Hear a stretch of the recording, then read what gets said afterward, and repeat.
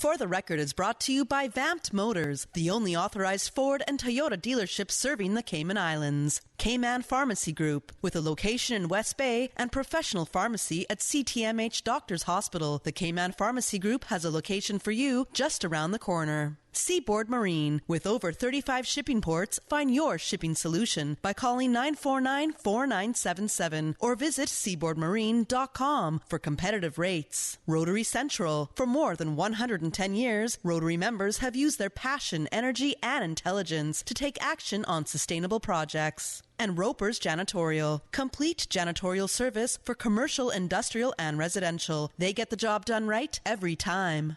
This is For the Record with Orrett Connor. Coming to you live from Radio Cayman Studio. For the Record. For the Record. For the Record. Hear from your government officials, independents, and the opposition on issues that matter to you. For the Record. Engage in an open dialogue between residents and lawmakers. For the Record. For the Record. For the Record. Informative, impartial, insightful. This is your talk show. 1-800-534-8255. Your calls, your input. This is For the Record. And now, your host, Orrett Connor. Good morning, and welcome to For the Record. Today is Friday, the 3rd day of May, 2019.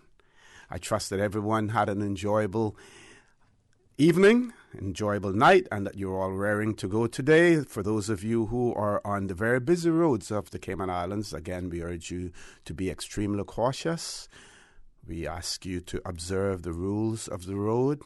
In doing so, you should be courteous to all of those other road users as well. So if you're a pedestrian, if you're a cyclist, if you're operating any type of vehicle on the road, again, we urge you to be extremely careful because the life you save may be your own. It has been quite a while since I've been on the show. I must say I missed it immensely, and I'm happy to be back behind the mic this morning. No place like home. Whenever you travel, no matter where it may be, there is no place like home. And I must say there is no place like the Cayman Islands. There are other beautiful places in the world, but none like the Cayman Islands. So very happy to be back. For those of you who are celebrating a birthday today or have celebrated one, I want to wish you a happy birthday as well. To those families who have lost loved ones, during the past few days, past few weeks, we extend our sincerest condolences to you as well. And in particular, I want to point out the family of Miss Marvel in East End, Miss Marvel McLaughlin.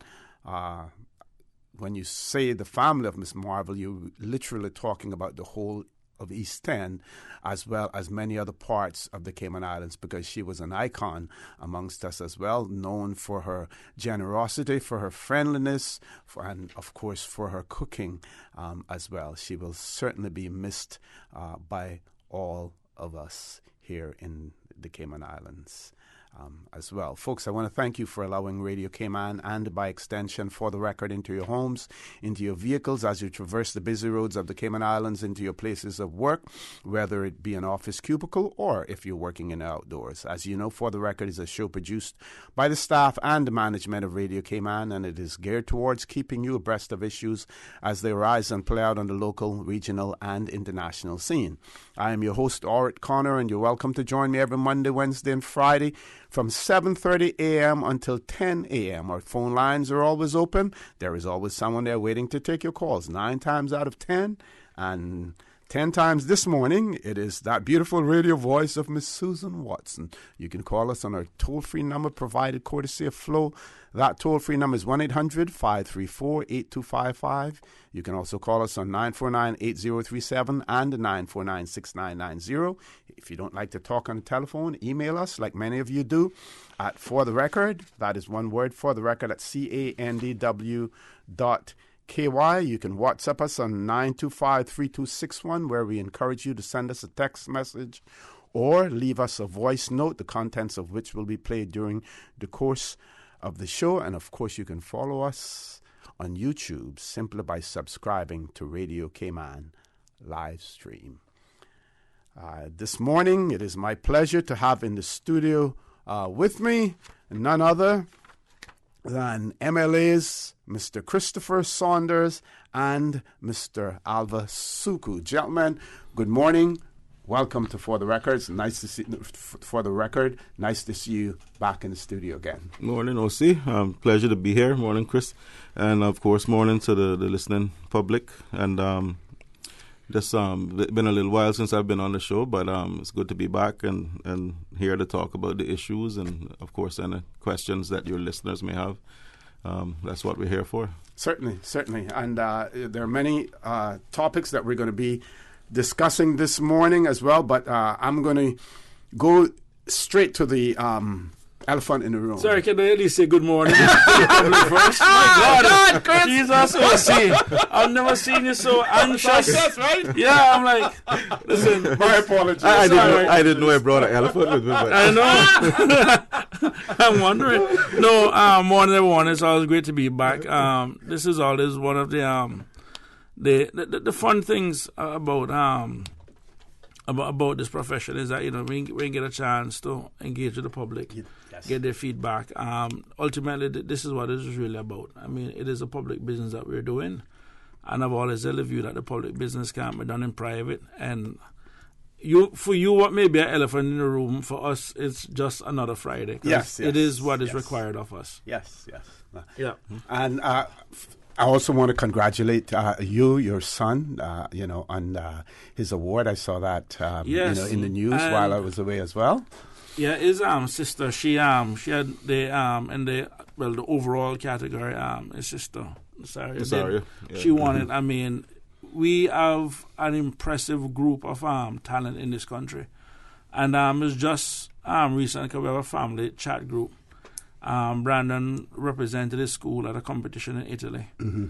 And it's something that's now reserved for like seniors. So this is like one of the first time a freshman has actually represented the school at that event. Uh-huh.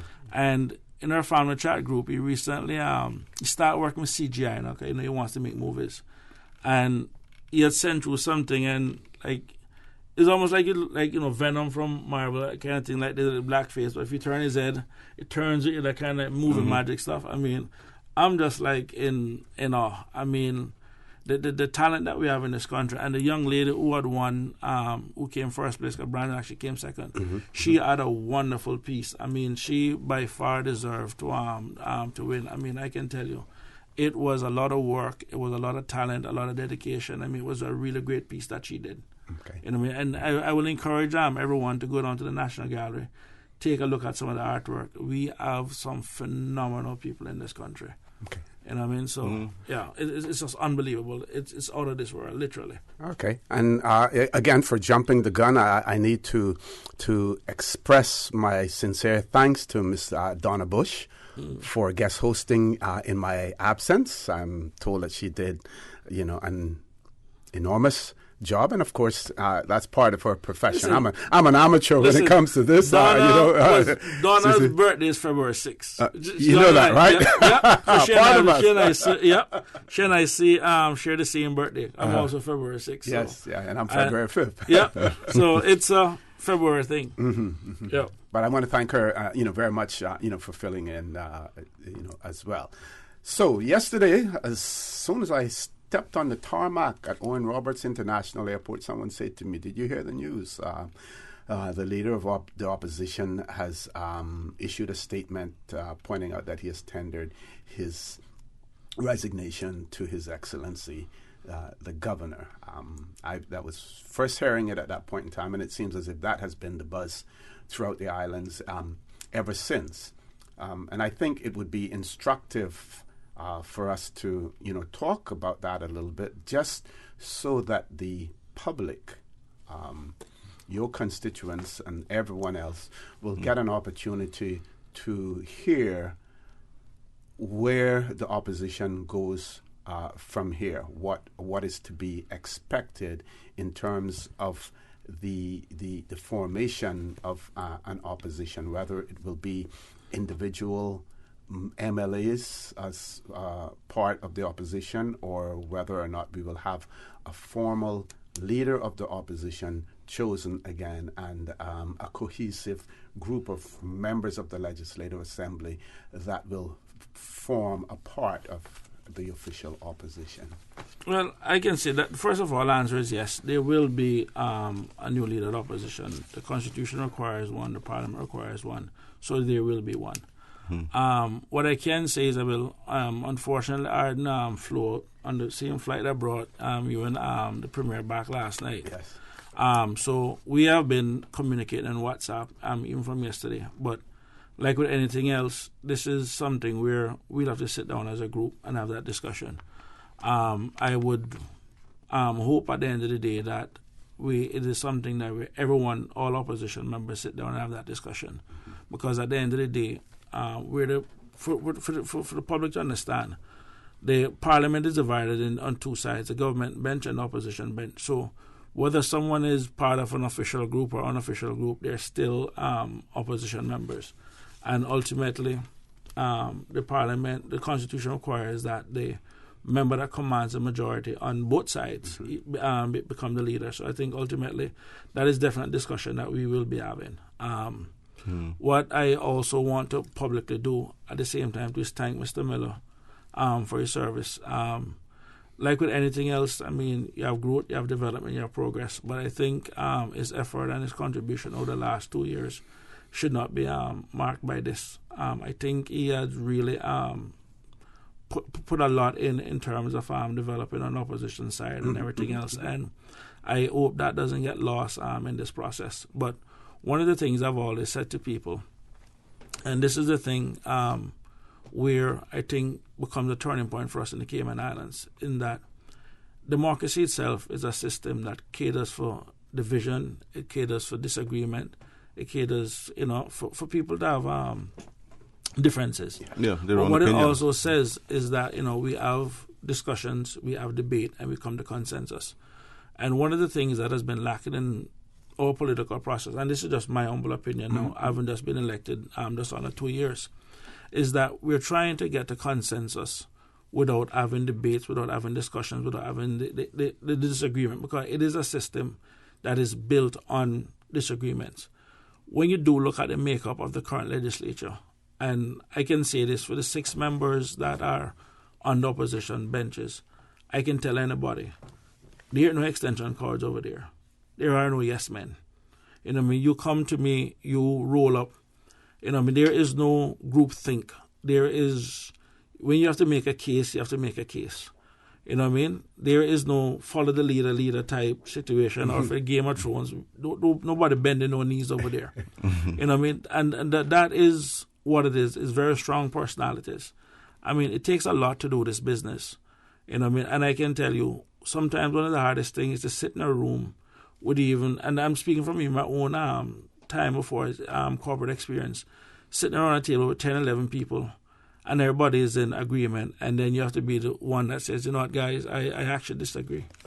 It takes a lot to be that one lonely voice out there to basically say no. But at the end of the day, those are the kind of qualities that still at the end of the day contribute strongly to the democratic process. What we also need to understand is that one of the things, and I know I've listened to what the public have said in terms of opposition splintering and everything else, but one of the things that people also need to understand is that one of the things that gave rise to the independence in the last election was that I think the country was actually tired of the groupthink mentality. If you look at it, the last time the PPM had a majority, you had the unfinished school, you had the runaway, they literally almost bankrupt the country. The last time the UDP had the majority, you saw what happened again with the premiership and everything else. So it is a situation where what it goes to show is that if you don't start setting the right foundation from now, that there are going to be strong personalities, there are going to be disagreements, and you have to argue things through. As I said to the Premier once, respectfully, is that, part of my job as a non-cabinet member, and I have to give Bernie Bush his props in this regard, because he's the only person on the government bench that actually looks to keep the government in check. Section 44.3 of the Constitution is clear. cabinet is responsible to the legislature. And when you have the government backbenchers now literally just going along with cabinet, then in essence, there's a check and balance. I mean, this ain't a daycare. I mean, this is... You need to go to your break. Go ahead. Finish your thought. You know, I mean, this ain't a daycare. This is very strong personalities, and strong personalities will have clashes. Strong personality will have differences. But what people and the public needs to be comforted in is the fact that when a group of strong individuals agree on something, 9 out of 10 times is a very solid point that you get, and what you don't get is unfinished schools and all of that kind of stuff, and even the stuff that we have the Cruz Burton facilities. The last government, they couldn't get that through because you had 2 members of cabinet that point blank just decided to hold our then. Excellent point for us to take a break out. Folks, please stay tuned for the record with MLA Mr. Christopher Saunders and Mr. Alva Suku. Will continue after this short break. The Cayman Islands boasts of a long, colorful, and rich history. In tribute to our roots, Radio Cayman, the voice of the Cayman Islands, is pleased to bring you the Historical Vignette Series, sponsored by Cayman National Bank. Visit Cayman National Bank today for all of your financial needs. The Cayman Islands, he hath founded it upon the seas. Similar to Cayman Brac, the northern shores of Little Cayman equally offered protection from the prevailing winds, with locations such as Bloody Bay and Anchorage Bay offering a calm and sheltered stretch of water near the shore in which ships could ride at anchor. Fresh water was also available at 2 nearby locations, including the limestone cavity just inland from Bloody Bay, which was noted on early English Admiralty navigational charts. After archaeological digs, another well, located a few hundred yards near Jackson's Point, produced cultural debris including ceramic fragments, tobacco pipes, bottles, and buttons, suggesting that the well had been used for at least 200 years. The site would become locally known as the Pirates' Well due to the long-standing legend of the Battle of Bloody Bay, whereby the local pirates fought the Royal Navy. Information from this historical vignette was sourced from The Maritime Heritage of the Cayman Islands by Roger C. Smith. Radio Cayman's historical facts vignettes are proudly brought to you by Cayman National, with branches on all 3 Cayman Islands. Visit Cayman National Bank today for all of your financial needs.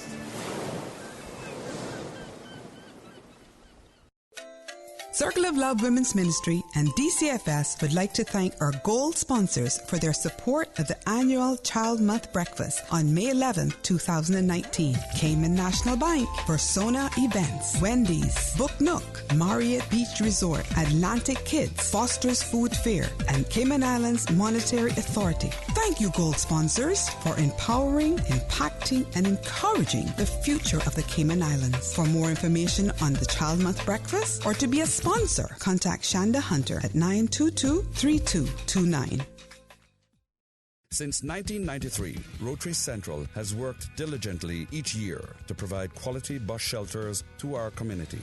A traveling convenience to our school children, the elderly, young people going to work, guest workers, and visitors using the public bus. We, Rotary Central, help you, our advertisers, make it happen. Your marketing dollar travels a far way. Positioning your message, your product, your services, your presence in over 83 bus shelters. Every dollar you spend, every advert you place helps to build another bus shelter, providing modest comfort for Cayman travelers. Reserve space now on the only billboard medium in the Cayman Islands. Email rotaryshelters@gmail.com. rotaryshelters@gmail.com. The Bus Shelters, a partner in community convenience. Another inspiration program by Rotary Central Cayman Islands. CTMH Doctors Hospital Pharmacy, formerly known as Professional Pharmacy, would like to thank the Cayman communities for their loyal support these past 18 years. Our staff work towards healthcare excellence and providing the most current and up-to-date training with pharmaceutical care. Thorough background checks and follow-up consultations is only the beginning. Your safety is our concern. Our staff are respected healthcare professionals whose job requires careful and precise calculations. Thank you for being a part of our family and for choosing CTMH Doctors Hospital Pharmacy, where we prepare to provide exceptional care. At CTMH Doctors Hospital Pharmacy, we care about your health. They say cleaning your house never killed anyone, but why take chances? Spend your time doing what you love and leave the rest to Roper's Janitorial. Complete janitorial service for commercial, industrial, and residential with 24-hour emergency service. Roper's Janitorial, 949-2511. Email janitorial@ropers.ky. Take back your life and get the job done right the first time. Roper's Janitorial, 949-2511.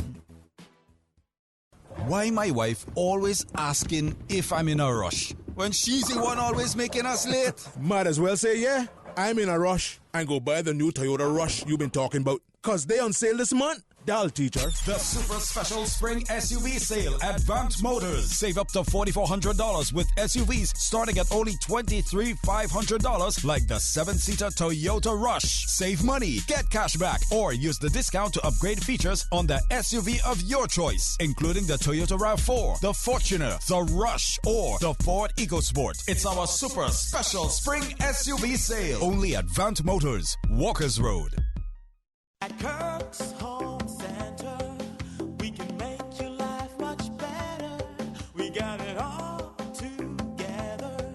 We got a great deal in store for you. This week at Kirk Home Center, get your green thumb going with 8-inch square planter pots starting at $9.49. And keep plants blooming with a half-gallon watering can for $4.69. And grass growing with an 8-pattern sprinkler for $9.99. Cook rice perfect every time with a 16-cup rice cooker from Black & Decker for $34.99. And save on 12-volt cordless drills from Bosch for $259.99. Kirk's Home Center, we got a great deal in store for you.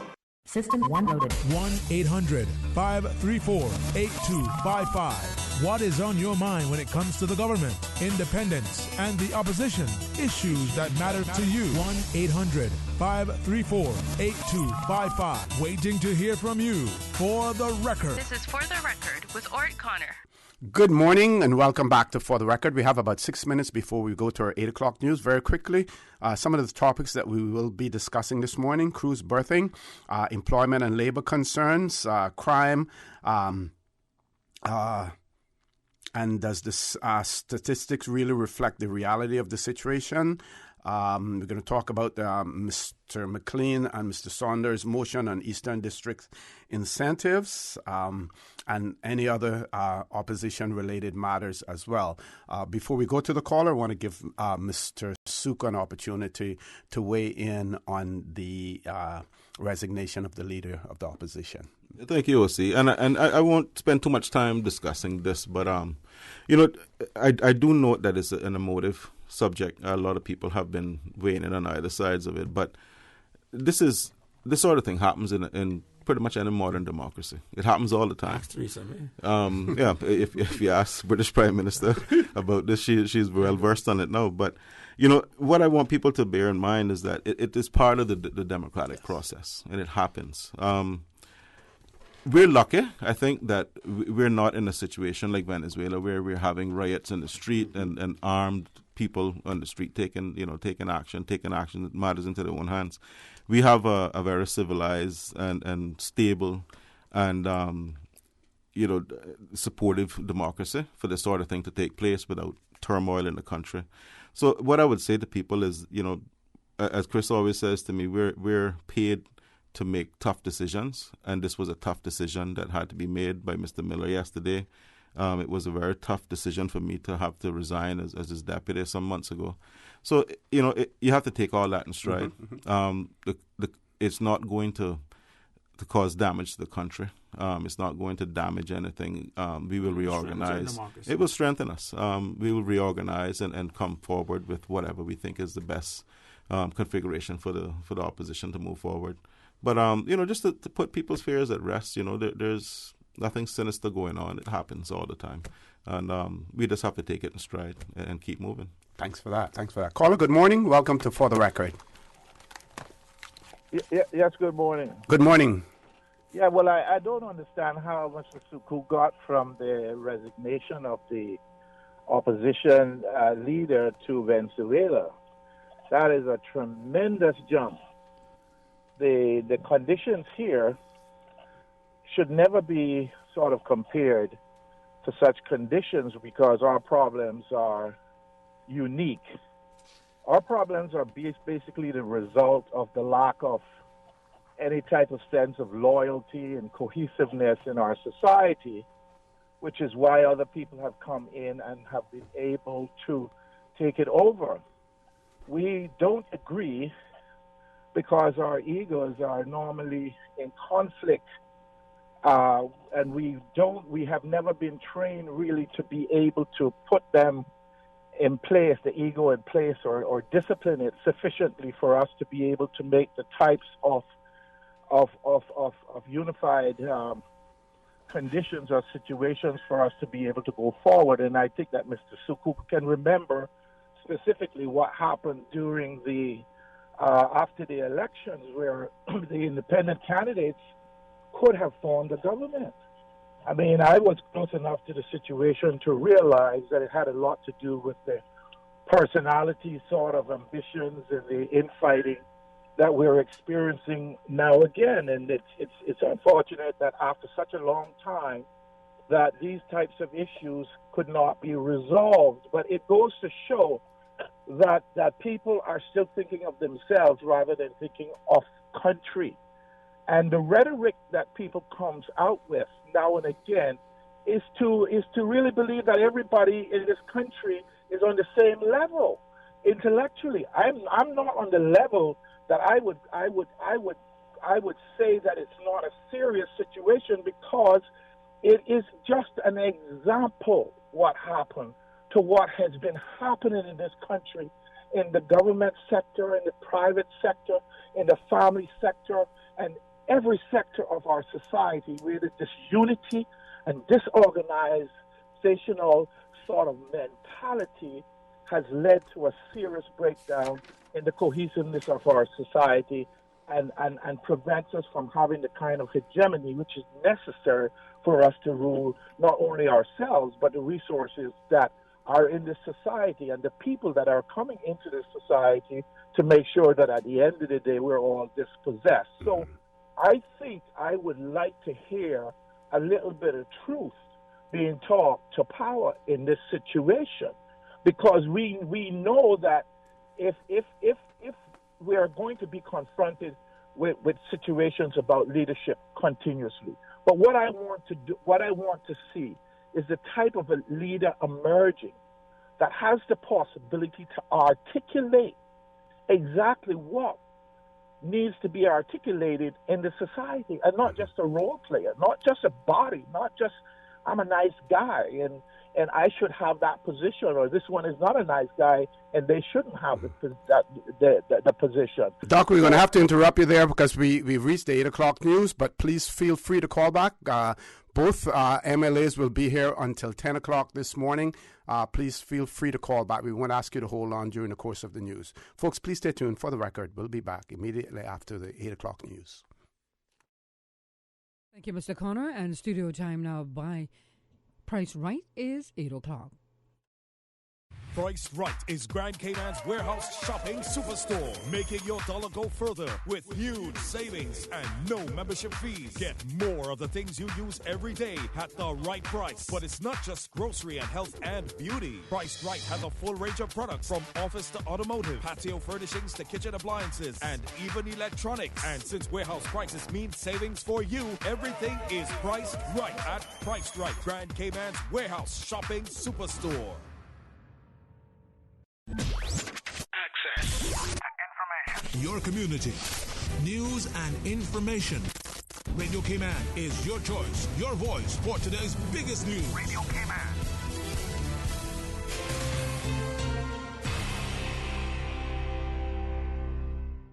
With your latest news, I'm Karsley Fuller. Improving regional policing effectiveness in a changing world is the focus for this year's annual general meeting and conference of the Association of Caribbean Commissioners of Police. Radio Cayman's Shanda Gallego brings us more. Cayman, and by extension, the Royal Cayman Islands Police Service, will play host to the 34th AGM and ACCP at the Grand Cayman Marriott Beach Resort, May 21st through to the 24th. It will bring together commissioners of police, senior law enforcement policymakers, government officials, security professionals, industry partners, and practitioners to discuss regional and global crime and security challenges. The conference will also provide a shared understanding of the challenges and problems faced by the law enforcement and security agencies attending, and will, quote, build collaboration and cooperation with regional counterparts and international law enforcement agencies in the fight against serious crime and security-related issues impacting communities across the region.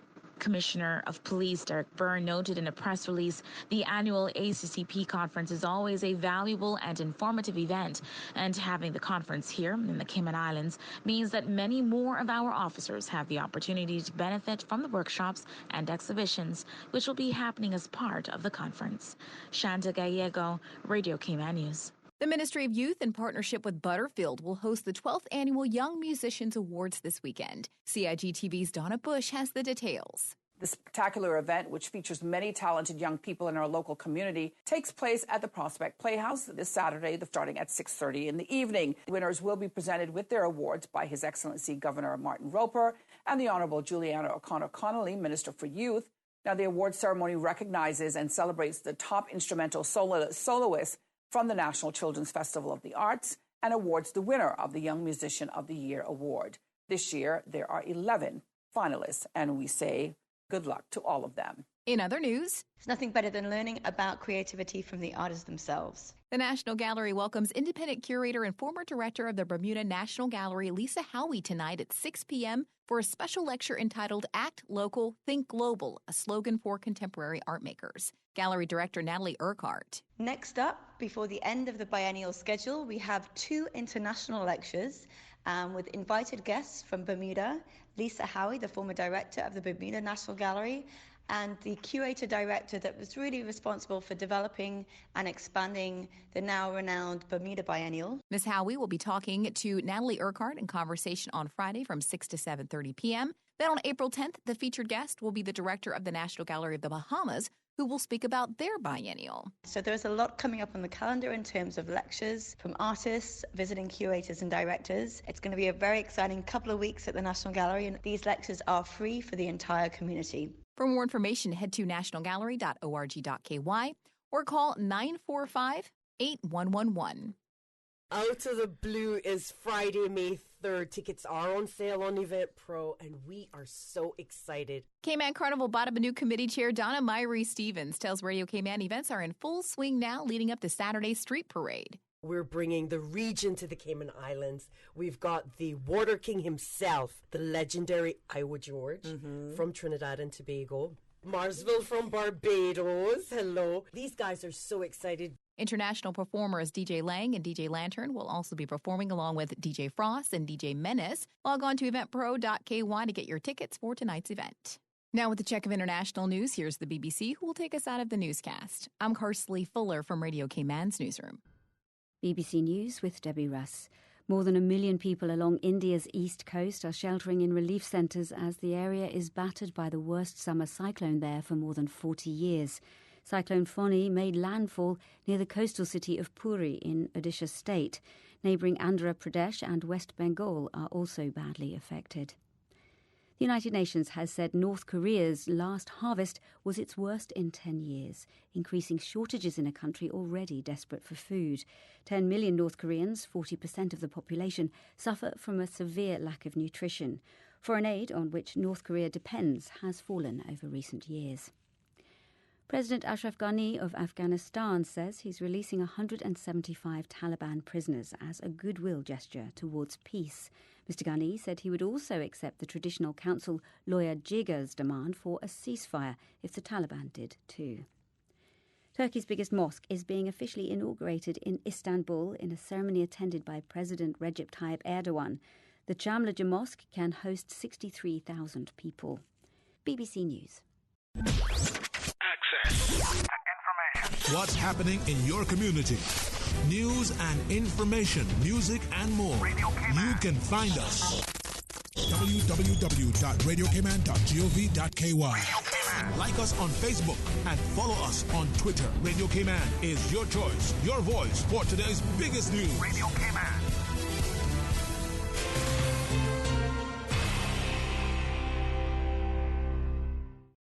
Moms everywhere, Advance Automotive salutes you. We know you have the hardest job in the world, so we want to introduce you to the 2019 Chevrolet Traverse, the stylish 7 or 8-seater SUV, voted Best Family Car 2018. Partnering with Saxon, take advantage of our new 1-2-3 offer. 1 year free insurance, 2 years free servicing, and 3 years free licensing, freeing up more cash to pamper yourself this Mother's Day. Moms everywhere, you rock. Visit the showroom on Owen Roberts Drive or visit AdvanceChevrolet.com to start enjoying your new Traverse. Who runs the world? Mums.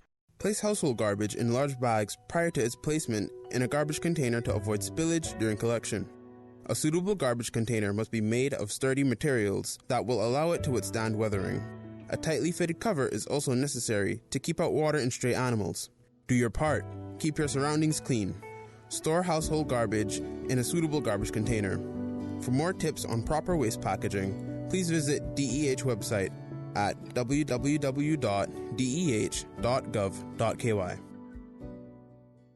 CUC advises customers on North Sound Road in Georgetown that they will experience interruptions to their electrical service on Sunday, May 5th between 7 a.m. and 3 p.m. Areas affected include customers on North Sound Road between Cannon Place and Atlantic Supply at the junction of North Sound Road and Red Gate Road, including Caterpillar Lane, Kentsville Drive, and Beacon Furniture on Dorsey Drive. Customers on Red Gate Road and Dorsey Drive will not be affected. Residential customers on Kentsville Drive will only experience a short interruption to their service between 6 a.m. and 7 a.m. All commercial customers will be affected for the duration of the outage. Motorists are asked to drive with caution when utilizing this section of North Road, as CUC will have a number of vehicles and personnel in the area and will be deploying rumble strips and signage to manage the traffic flow. CUC apologizes for this interruption, which is necessary to facilitate required overhead infrastructure upgrades to provide our customers with safe, reliable, and efficient power. For more information on the outage and streets affected, please contact CUC's customer service team at 949-5200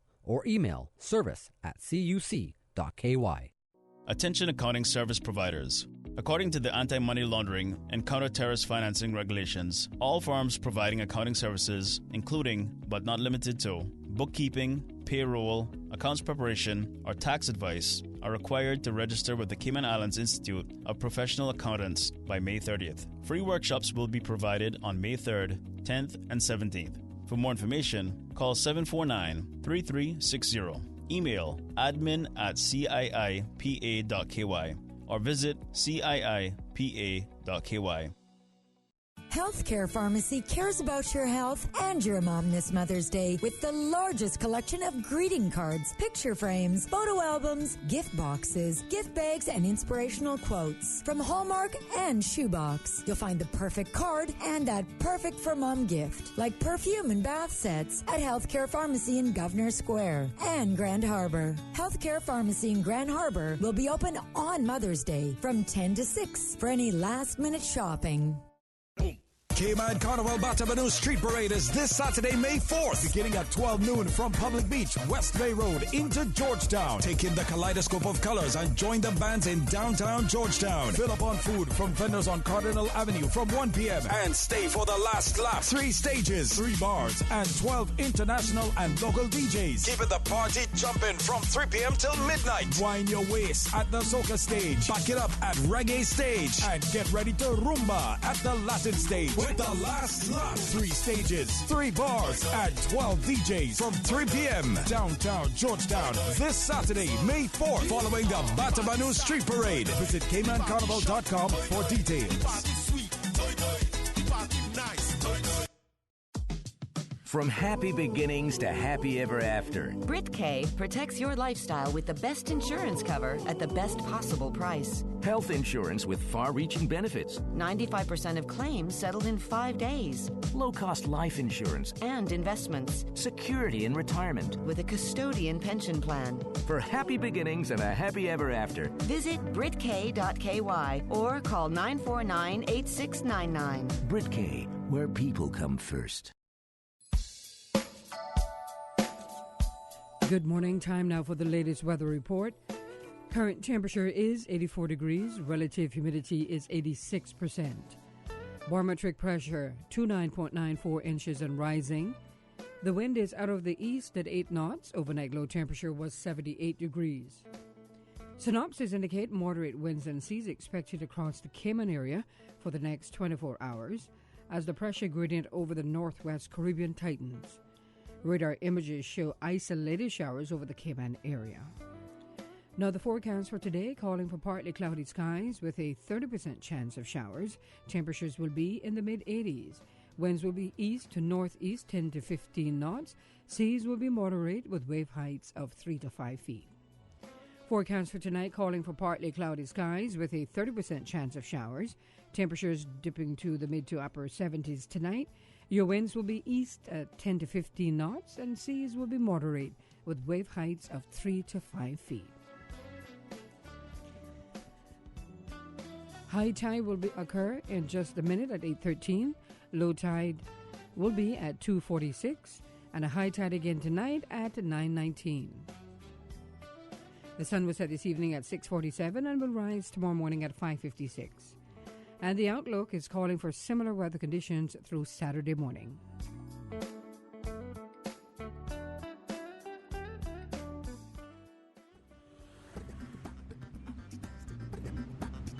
And good morning once again. Let's take a look at what's happening on our roads.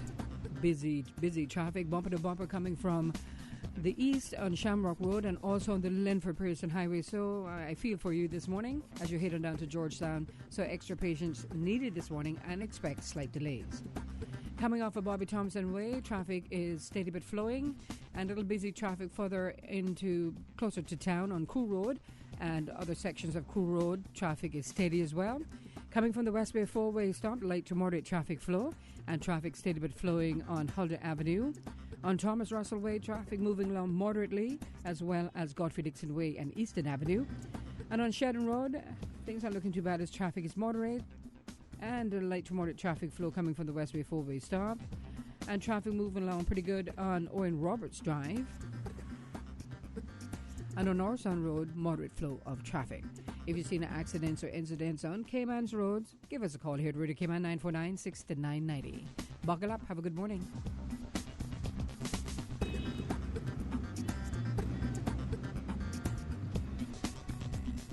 For the record, with Orrett Connor. Initiating system. For information that matters.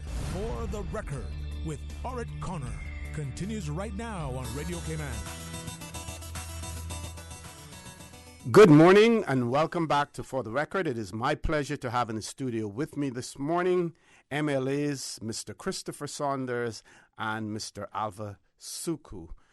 Several topics on the agenda that we will be talking about: cruise berthing, employment and labor concerns, crime, the issue of crime and whether or not the statistics reflect the reality of the situation as far as crime is concerned. We're also going to talk about Mr. Arden McLean and Mr. Christopher Saunders' motion on Eastern districts, incentives for the Eastern districts.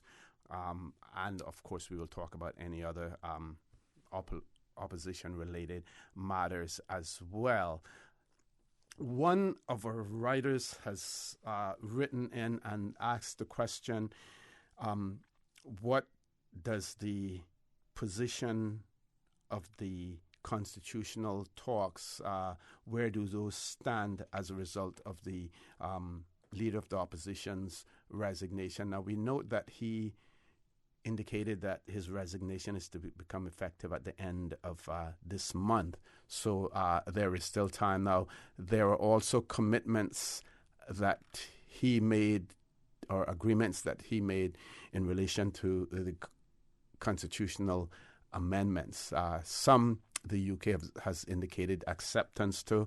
There are some that are still probably in the discussion stage, or we're awaiting a response from the UK. Does it change anything in relation to the position that was taken earlier on the constitutional matters?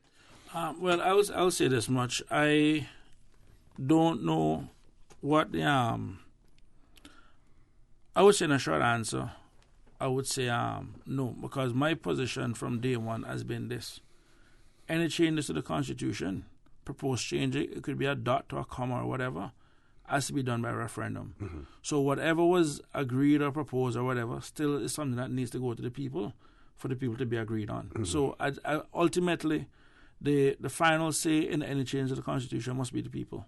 So whether you went to the UK at one thing or it may be something else, at the end of the day, the people should have their say and the people must have their say. So I would say until from that standpoint, no. Because ultimately... But was it envisaged that those... weren't they all considered to be minor changes that would not necessarily require a referendum? No, I disagree, because the real answer is how long is a piece of thread?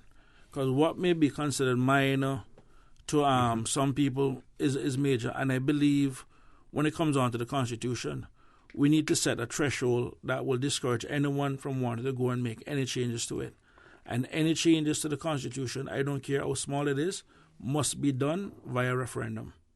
And what I don't want, and this has been my problem, OC, and I've made this perfectly clear to both sides, well, during those discussions when we had those initial talks, is that I have seen too many of my fellow Caribbean islands where politicians sit in back room, make deals, cook up deals, and move the Constitution forward without the people having any say. This year now, later this year, make 10 years we have had the Constitution. We still don't have the District Council. We still don't have the standards in public life. So if after 10 years, and those that falls under the part of the Constitution that says institutions supporting democracy, and 10 years later, we cannot beef up the institution and support democracy, but we're looking to make changes to the legislature and also to the executive. No, that not going to work. Ultimately, the people need to be in a position to keep their political leaders in check. And the Constitution is the way in which they do that. And I am not supporting any changes to the Constitution, period. Don't care how good it is until the institution of supporting democracy, that section is dealt with and beefed up. I am not supporting any change. We need the standards in public life. We need the district councils. We need the people involved in it. And you haven't done that in 10 years, but now you're looking to make more changes to the cabinet and to the legislature. I cannot sell what I cannot buy, and I can't buy that argument. So at this point, that is my position.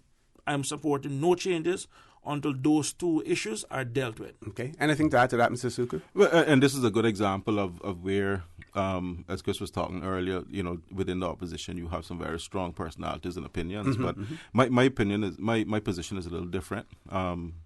While I still continue to respect Chris for his. Because I was part of the negotiating team, clearly I went to London with an agenda in mind that we were going to work on together. Those changes which I think prevent the UK from legislating from across the pond for us, I support that they need to be put in place now to prevent things like beneficial ownership being forced on us without us having much input in the process and so forth. Other changes like the 8th Minister are not that big an issue for me in terms of that big a priority for me. Okay. So I would say I'm 50-50 on that, because a change like that would probably I would probably support that going to referendum. Those immediate changes that were designed to address this immediate problem, my position is that we need to do those. So, I don't think that the resignation of the leader of the opposition is going to impact what was negotiated and what will come back to us to discuss as a legislature. Remember, now this has to be debated in the House. So everybody's going to have their say at the end of the day in the legislature. And then we'll move forward from there. I'm pretty sure Mr. Saunders will put forward his argument for a referendum on these issues. Other people may not. But, we will resolve it within the legislature. I just want to add one thing. Okay. I have made it clear a while ago, I said that there are some good things that are being proposed. But at the end of the day, the threshold to change that document needs to be very, very high.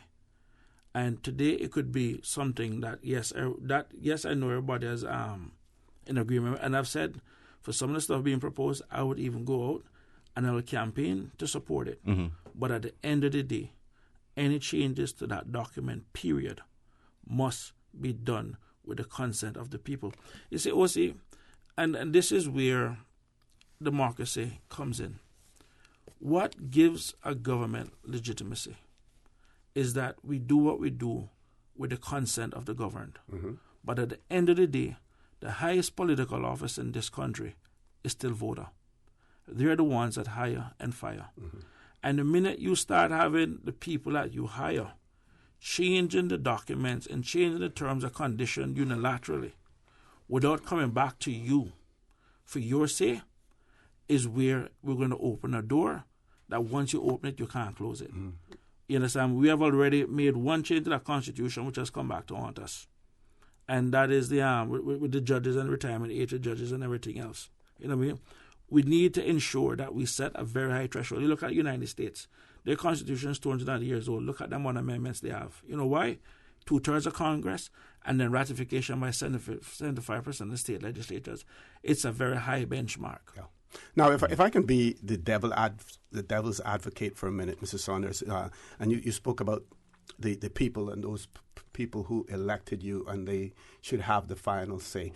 But they also elected you as a legislator for a purpose, in recognition that you have certain skills, right? You have certain views that they that align with those with their views, and they also want you to be able to make decisions for them. Yes, I understand the whole idea of wanting to go back to the people to gain that consent, but do you do that on every issue? Bearing in mind that in our Constitution, there are also provisions in there for people-initiated referendum. So anytime there is something that they feel that their elected representatives are not doing that they want to do, they can then resort to that section of the Constitution for people's initiated referendum. But can you go back? Do you have to go back to them on every issue? So are clear. The Constitution is a document that governs the relationship between the people and the elected representative. You cannot have a contract. Let's look at it as a contract. If you and I have entered into a contract and one party can unilaterally change that contract without the consent of the other, something is fundamentally wrong. Every single piece of law we can pass, all I'm saying is, where it comes on to the Constitution, that document, it cannot be a simple situation of you treat it like every other law in the house. It is the supreme law of this land. And it has to be held to a different standard. So the people have given us, have entrusted us to pass every other piece of legislation. But at the end of the day, does that then give us the right then to go and say, well, we can do the same for the Constitution? But they approved the Constitution that said that any minor changes to the Constitution can be done with an agreement. Except for something that leads to independence. No, right, okay. Yes, exactly. Let's look at some of the proposal. What's to say then, if you're in the UK, you're negotiating XYZ. The UK, if you're pushing for, say, full internal self-government, which is one step below independence, or you're pushing yourself closer to going independence, what's the argument then to say, well, you know what, maybe that's the start of it? You don't know. Thus the reason why I said I want this threshold, that when it comes to the Constitution, to be very, very high and not something that we treat willy-nilly, where you pass a law and then you do 30 other amendments to it in one go, or you pass a law last year, you come back this year, you change the law. You can't have that same approach with the Constitution. You can't do that. Because then the future government may come in and say, no, you know what, let's change it back to this. You don't want to open that door to the Constitution. Okay, I want to switch gears a minute and just go back to the whole issue of the leader of the opposition and the constitutional talk. So we're still in the same area. There is this principle that one government can't bind another government in certain issues. Is it possible that the next leader of the opposition, when he or she assumes, I must say he, because I don't think any she is from the other side is going to come over to the opposition at this point, that if he decides and says, this is a new ball game now, these were agreed to by my predecessor, but not the position that I and my group take now. Is it possible for that to happen? It is possible, but unlikely. And I'll say this before Chris says what he's saying, because we did meet and discuss these changes, very high level discussion, but prior to the trip to London. So we had, I wouldn't say 100% consensus, but we had general agreement that we were going to support making these changes, or we were going to negotiate for those changes. So I don't think that anybody is going to have a sudden departure from what we discussed. I haven't heard anyone say that, I completely disagree with what was negotiated. So I don't think it's very likely that we're going to have that sort of position. But it's quite obvious that Mr. Saunders has a strong position when it comes to referendum. I can tell you, to credit to Mr. Miller, and one of the last things that he actually was working on was the letter to go to the Premier and Lord Tariq indicating that and the changes to the Constitution must be done by referendum. So to his credit, and I can say he did come around to agreeing with me to say, you know what, the people need to decide on this. And that was one of the very last things that he was actually working on, which was when to send out to basically get consensus on the letter that was going up looking for that. But I am telling you, and Alva is right, this is part of the strong personalities that we have, but I am adamant on that. And my view is that we have had 10 years now on district councils. We have had 10 years for standards in public life. We have done willy-nilly with it. And then you want to go back now and give yourself more autonomy, more power, but yet the ability to keep us in check is not being dealt with. I'm telling you straight up, I'll go door to door. This is one that I am prepared to take on both the government and the opposition on. And my colleagues, and this is just me speaking, because this is something I'm very passionate about. I am prepared to take on both groups. And you see, the thing about it is, this is part of the strong personalities that we speak about. Yes. What I mean? And what people must understand is, on our side, as I said earlier, there's no follow the leader. Because I can tell you, there are people on the other side who have no idea what was even being negotiated. I can tell them about that for a fact. And like I said, the issue is, and I agree, some of the changes are necessary. I am not going to say OC they're not. In fairness, I would probably say easily half of the proposed changes, I could say roughly I could support. And I will have no problem going out and saying to the people, I support these changes, here's why I support it. But the final decision must be theirs. There's a certain amount of discipline that we also need to bring in our political process, where we as political leaders must accept that as much as we may hold high offices, it comes from the people giving us that power. And the contract that binds us with that people, that determines how we're elected, where we stand, who does this and who does that. We cannot, we should not, and we never ever must have politicians in a position to change that unilaterally. Period. There must be some check and balance. And the Constitution is it for us. And you can't have us sit down changing the very document. So when we take this out, where do we stop? Okay. Once you open that door, you can't close it. And that is where I've arrived at my position that, while I don't support going to referendum on every single issue, I don't either, but on this one, I wouldn't support making these changes without having that debate in Parliament, because everybody needs to speak in there and justify their position in there. That's part of the process. Okay. Now, but before we go to break, very quickly, and you can think about this, and we can address it when we come back from the break. But I would venture to say that all backbench members, and probably some others as well, have all been talking about the whole issue of advisory district councils, like Mr.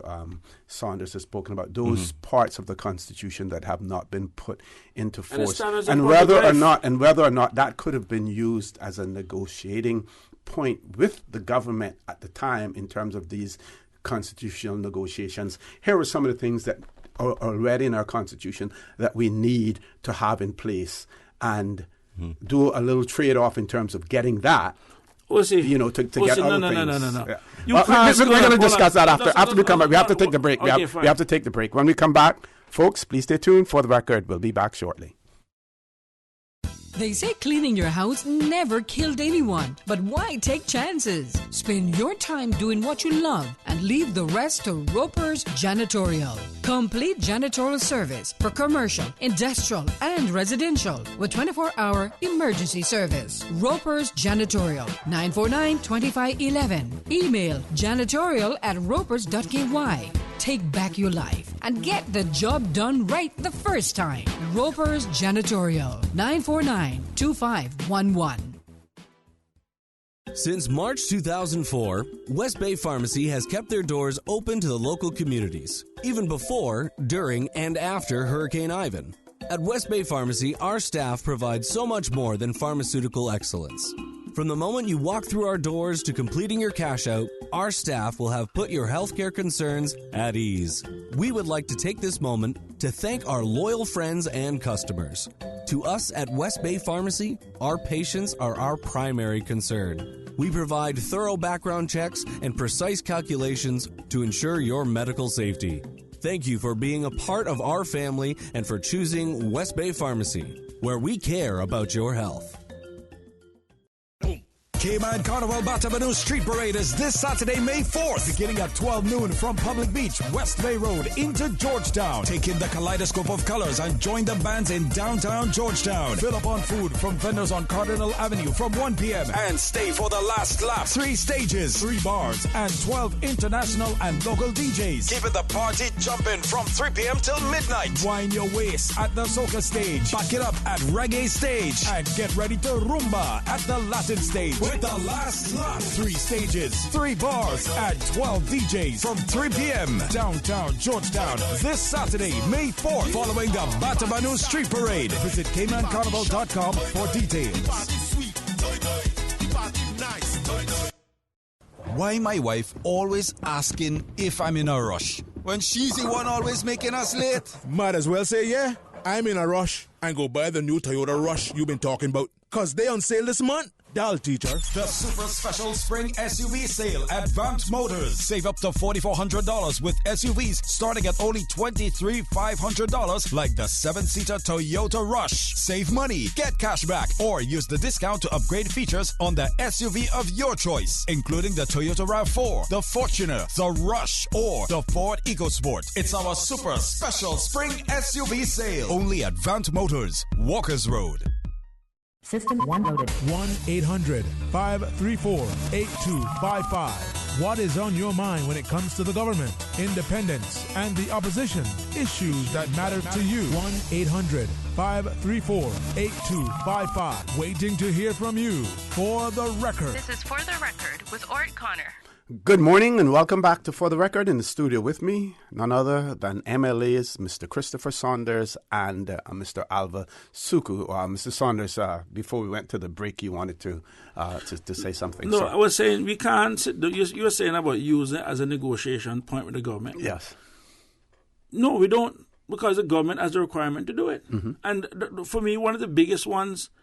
Listen, I haven't read the advisory district council law. There's a lot of issues inside it that needs to be fixed. Mm-hmm.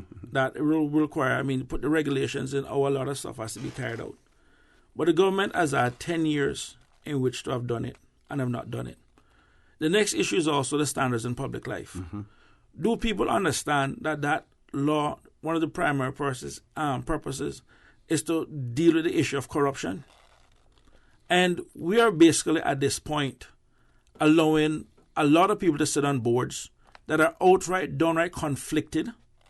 You know what I mean? Same as with us as an elected representative, we have a register of interest that we are supposed to fill out. Now, let's give an example, and I can speak. I'm using myself as an example. When every year I have to update in terms of what companies I own and everything else. So I own this company. That is all it is that I declare as in my register of interest. One of the things that the standards of public life look at is to say, what is the income of my company before I was elected versus the income of my company after elected? And I guarantee you right now, if you were to go and look at some people, look at their income before they were appointed or elected versus after their point they're elected, these are the kind of things that the public needs to know. You know what I mean? And these are the kind of things that once we allow this culture to set in, of where people are not feeling accountable to anybody, this is where the problems start. Oh, see, I have sat down. I have had jobs that have allowed me to travel. And I have seen countries mismanaged because the electorate could not keep their politicians in check. And what makes the Westminster system so dangerous, and I'm going to use the word dangerous, is that it is a system where winner takes all. You could have had a government that is 10-9 in this country, and that 10 majority will trump in every instance what the 9 would think. You know what I mean? And this is why the checks and balances are important. I mentioned earlier on the government side, I said I'd give credit to Bernie Bush. He's the only one up inside there that is actually, and Alva would tell you that when he was a member of the Progressives backbench, part of his job was to keep the government in check. There is no way some of the decisions that come out that you can sit back and said, people sat down in a room and really went at it and ashed this through. We're looking at the Cruz Burton facility. The last government, and this is public knowledge, could not get it through because 2 ministers decided, you know what, I'm going to hold hard end. I am not supporting this. That's why we are where we are with the Cruz Burton facility. Now all of a sudden now, those 2 ministers are no longer elected. All of a sudden now, it's time to push through. You know what I mean? And this is why it is important to have strong-willed people who would look when everybody's saying one thing, to look them straight in their face and say, guys, I disagree. Not the old, well, okay, fine, if that's all you want, I will go along with it. No. This is not the business that we are in. You know, this is not a daycare. You know, I mean, this is where we're tasking of trying to make people's lives better. And let me tell you, OC, there are some sons of guns out there that are determined to take every cent of people's hard-earned money in this country. And then they're the same ones who turn around and finance the politicians and give them the donations. And when the time comes to deal with them, we can't deal with them because guess what? They turn around and they give donation to this one and they give donation to that one. OC, let me tell you something. We're at a turning point in Cayman right now where we're going to either decide if we're going to go down the same track of where many of our people are, or if we're going to draw the line somewhere and learn from their mistakes. One of the best pieces of advice I've ever gotten came from a senior retired political person in the Caribbean, well respected. He said, Chris, I asked him a question on an idea which I think maybe we could do this in Cayman. He reversed the question. And what he said to me, I'll never forget. He said, Chris, one of the problems that we have had in the Caribbean, we have had some of the brightest and most educated leaders. The problem is we were educated in first worlds and countries that were early developed. And we came back and we tried to take the principles of those countries and apply it into our country when our people weren't ready. He said every country in Europe is more than 1,000 years old. He says America at that point was like 240 or whatever years old. He said Jamaica, 50, I think it was 51 at the time. Trinidad, 51. You know, Barbados was a certain thing. Bahamas was a certain age. The United States was 200 years old. What it took for those countries to evolve over 1,000 years or 200 years or whatever. He said, Chris, BVI still in the belly. Bermuda still in the belly. Cayman still in the belly. So you guys have not emerged as a nation yet.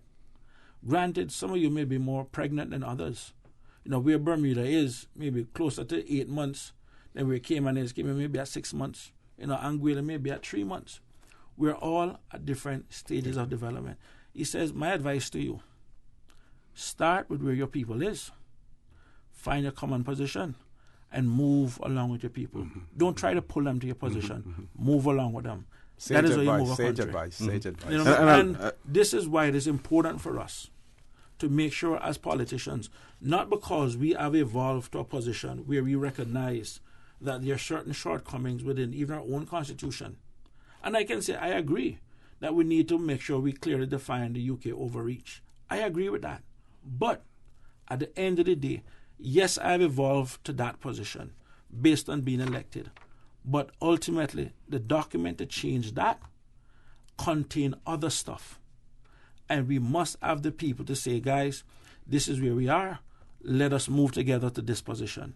Not Chris go over here and then tell you it's what is good for you. Trust me. No, I don't trust politicians. And the Bible will tell you don't even trust yourself. There are many times you go in one place, you say you're going to do one thing, end up doing something else. That's human nature. Okay, Mr. Suku. Mm-hmm. Yeah, well, I'll add to this discussion, OC, because we were talking about maybe potentially negotiating for the standards in public life and also the district council law in exchange for our support for the constitutional changes. But we're not required to do that because the Constitution actually requires those things to be put in place. Precisely. But they haven't done so it hasn't been done in 9 years. Yeah, and specifically speaking to the Advisory District Council, the Constitution, Section 119 says, subject to this Constitution, a law enacted by the legislature shall, not could, or may be, or shall. So the government is now in breach of the Constitution. Collectively, we need to have this in place, and the Constitution requires that it be there. That's one of the checks and balances. I don't think Chris would take such a hardline position on constitutional changes if we had done these things. People like Chris see the danger in moving forward, making changes to the Constitution when you haven't put in place the things that you were required to do so in the beginning. As I said, my position is... And of course, there are those who will argue that the law is already in place. It just needs regulations. It needs Yeah. I mean, right now it's ineffective. Yeah. And nobody's relying on it. Same thing with the Commission for Standards in Public Life. The law was brought to the legislature. We voted on it. And we still have not put it in place. Now, that goes deeper into the negligence, because when the Parliament votes on something, you would expect that is done on behalf of the people. And now we have a mandate to get that done, and no one is doing it. So you're negligent in your responsibilities.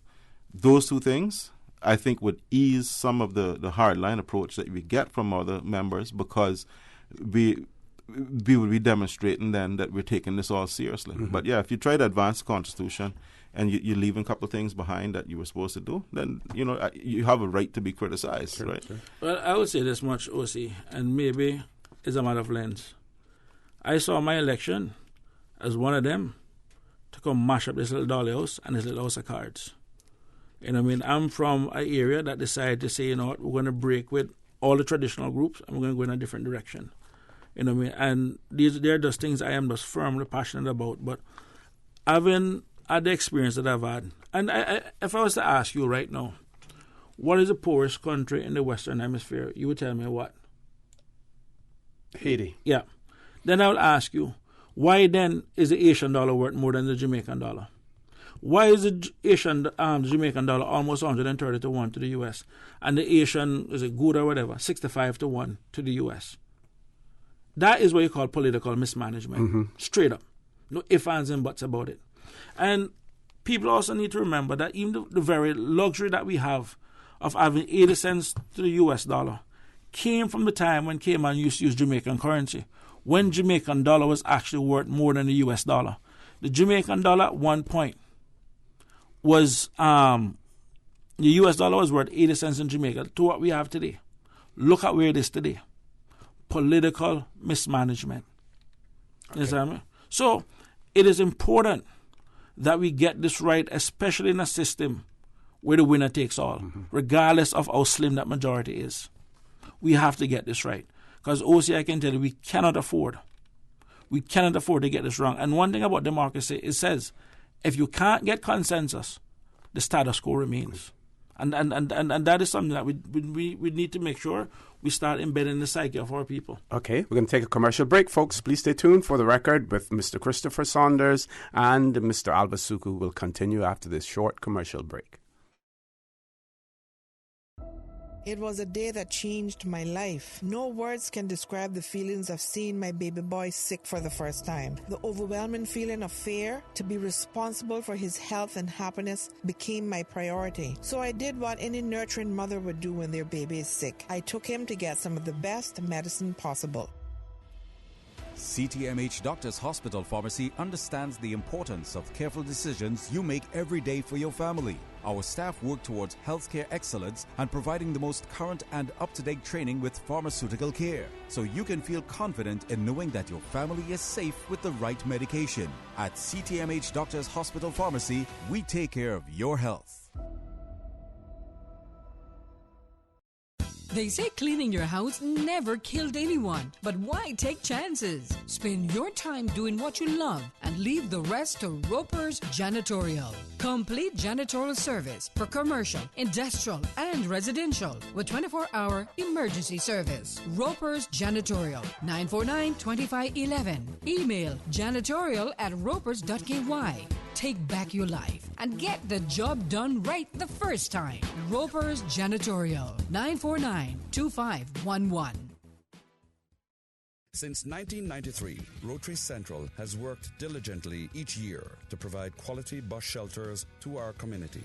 A traveling convenience to our school children, the elderly, young people going to work, guest workers, and visitors using the public bus. We, Rotary Central, help you, our advertisers, make it happen. Your marketing dollar travels a far way. Positioning your message, your product, your services, your presence in over 83 bus shelters. Every dollar you spend, every advert you place helps to build another bus shelter, providing modest comfort for Cayman travelers. Reserve space now on the only billboard medium in the Cayman Islands. Email rotaryshelters@gmail.com. rotaryshelters@gmail.com. The Bus Shelters, a partner in community convenience. Another inspiration program by Rotary Central Cayman Islands. Support our port, support our tourism. Did you know that since day one, government has insisted on strategies for the cruise berthing facility that are both fiscally and environmentally responsible? No damage to 7 Mile Beach, no upland development, no government loans or guarantees. Looking forward, looking bright. Learn more and spread the word. Support our port, support our tourism. For the record, with Orrett Connor. Initiating system. For information that matters. For the record, with Orrett Connor. Continues right now on Radio Cayman. Good morning and welcome back to For the Record. In the studio with me this morning, MLAs Mr. Christopher Saunders and Mr. Albert Suku. We're going to switch gears and talk about the cruise berthing facilities. Mr. Suku. Yep, and I think this is a good juncture to get into this topic because I'm pleased to hear that the referendum has now gathered almost all the signatures that it needs. What needs to happen now, I think, is that final push and that be presented to the government. But I did get sight of a letter to the Premier asking the government to cease moving forward with the project now on the basis that they're just about ready to present their petition. So what I think is going to happen now is that those last 500 or so signatures need to be gathered. And while we have been very supportive of the process and we have been involved, we did have a position where the referendum group wanted to sort of do this in a non-partisan, non-political way. So we've had district meetings and we've provided quite a bit of support and we've gone out and gathered signatures, some of us. But I think we're going to all join hands now and make that final push. This is critical, important to the country as well, and something that we can't lose sight of. I know that there's still people on both sides who are concerned. Some are concerned that if we don't build it, we'll lose our tourism market. I don't subscribe to that argument at all. I believe that we run the risk of destroying it if we get too big, and if we go too fast into this development. I think our focus has to remain on stay over. I think that is where the bread and butter it comes from. But what I wanted to do was to encourage everyone. I know that there's a lot going on now that could distract from that effort, but let's not lose sight of the fact that the petitioners need 500 more signatures just about. And how long do they anticipate that'll take? Because one of the questions is there there's certainly not a legal obligation, whether or not there's a moral obligation for the government to put a hold on everything while those signatures are amassed. That might be asking a lot. Well, if it was me, I and in the government, I would be very careful how I proceed from this point, because just proceeding on the basis that, you're 500 short is not going to cut it. There's going to be a huge outcry from the public if they were to proceed with this project at this point.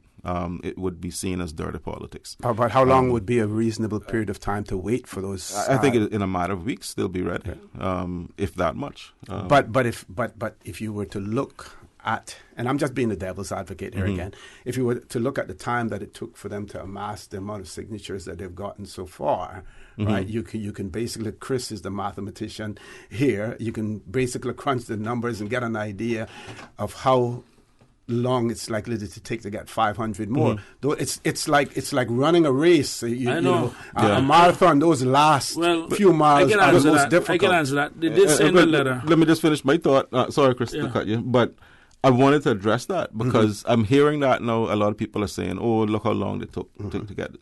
Listen, they went up against a government who was spending funds and committing resources to on a PR effort to favor their position prior to a referendum being called. So the government was out campaigning for their position long ago. And this referendum group doesn't have the resources or the manpower that the government has. I've seen civil servants involved in putting forward, policy positions on behalf of the government and advertising and lending their voice to radio ads and so on. This referendum went up against a huge machinery, and they have still pulled it off as far as I'm concerned. So, give them a little credit. They were battling Goliath, and they're at a point now where I think they can say that they've done it. I'm not giving them a little credit. I'm giving them plenty credit. Yeah, because this is living testimony that the power in the people is greater than the people in power. And this is what democracy is about. And add to that, sorry, Chris, that they asked us not to get involved too much because they didn't want it to be political. Sorry. And people also need to understand that if you listen to the prayer sheet and what they're not saying, because you have people who are supportive of the port that also sign a petition. All they're saying is this is too big a decision to not be made with the people's agreement.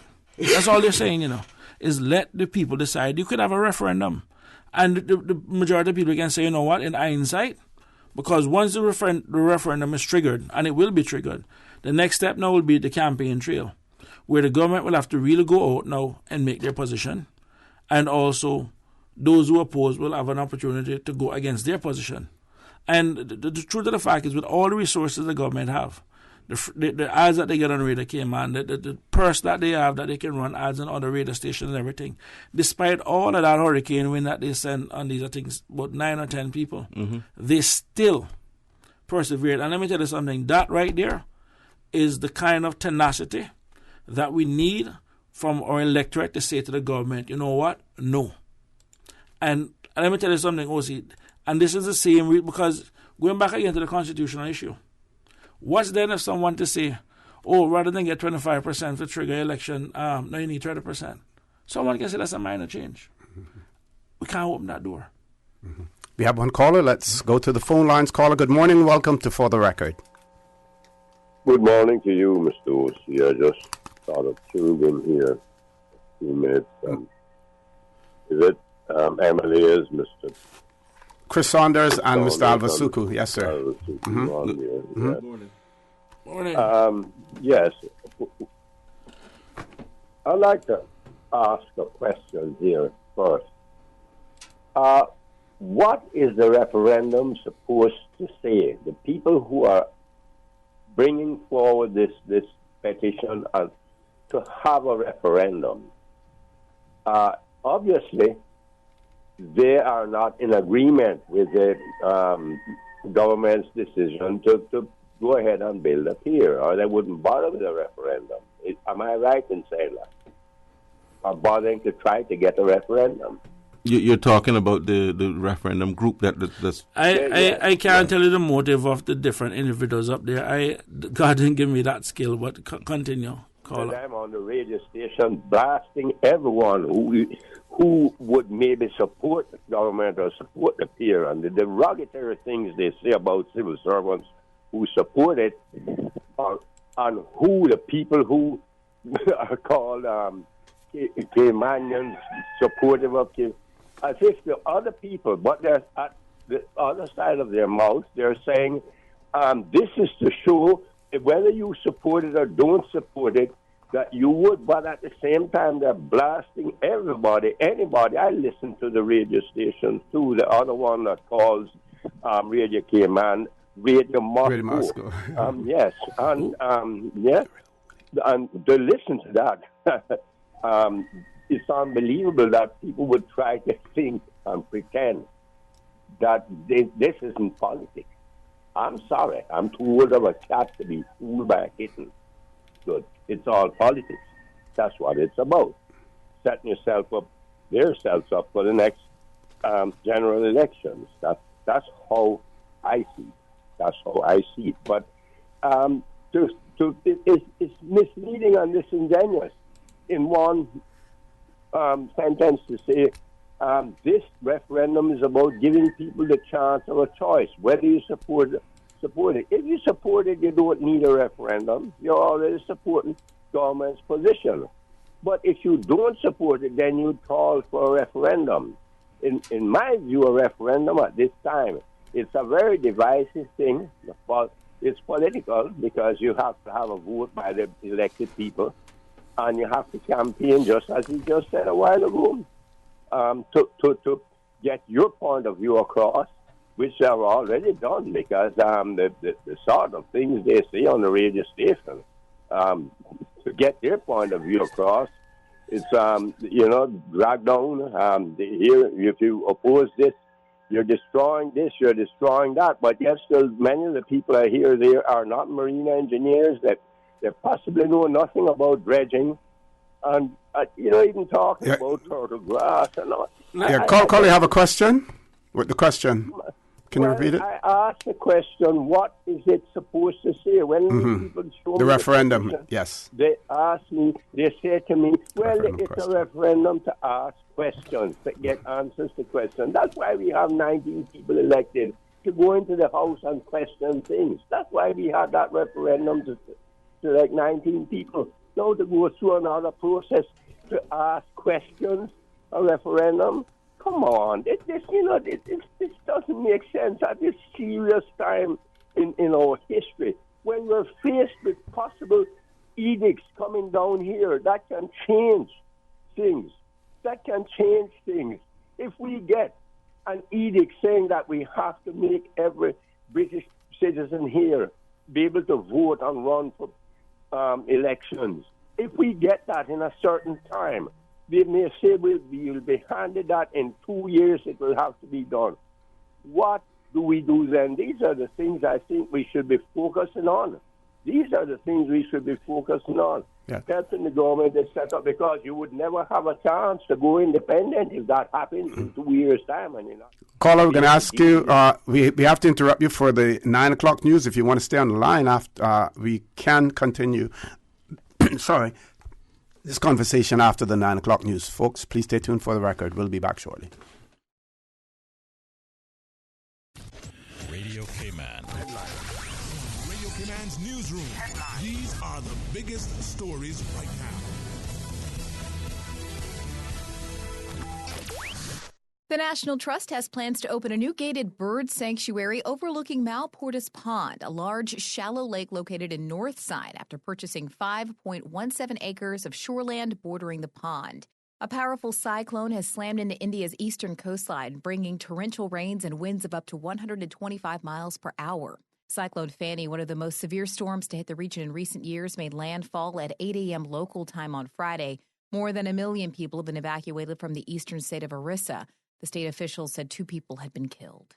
The Conservatives and Labour have faced a backlash at the ballot box in the UK over the Brexit deadlock, with smaller parties and independents winning seats. In England so far, the Tories have lost more than 530 seats in 22 English councils, while the Liberal Democrats have gained more than 340 seats. National politics seem to have been a deciding factor in voters, with Labour also losing almost 80 seats to date. Council results continue to come in for England and Northern Ireland. Those are your headlines. I'm Karsley Fuller. Radio Cayman, the voice of the Cayman Islands. What's happening in your community? News and information, music and more. You can find us. www.radiocayman.gov.ky. Like us on Facebook and follow us on Twitter. Radio Cayman is your choice, your voice for today's biggest news. Radio Cayman.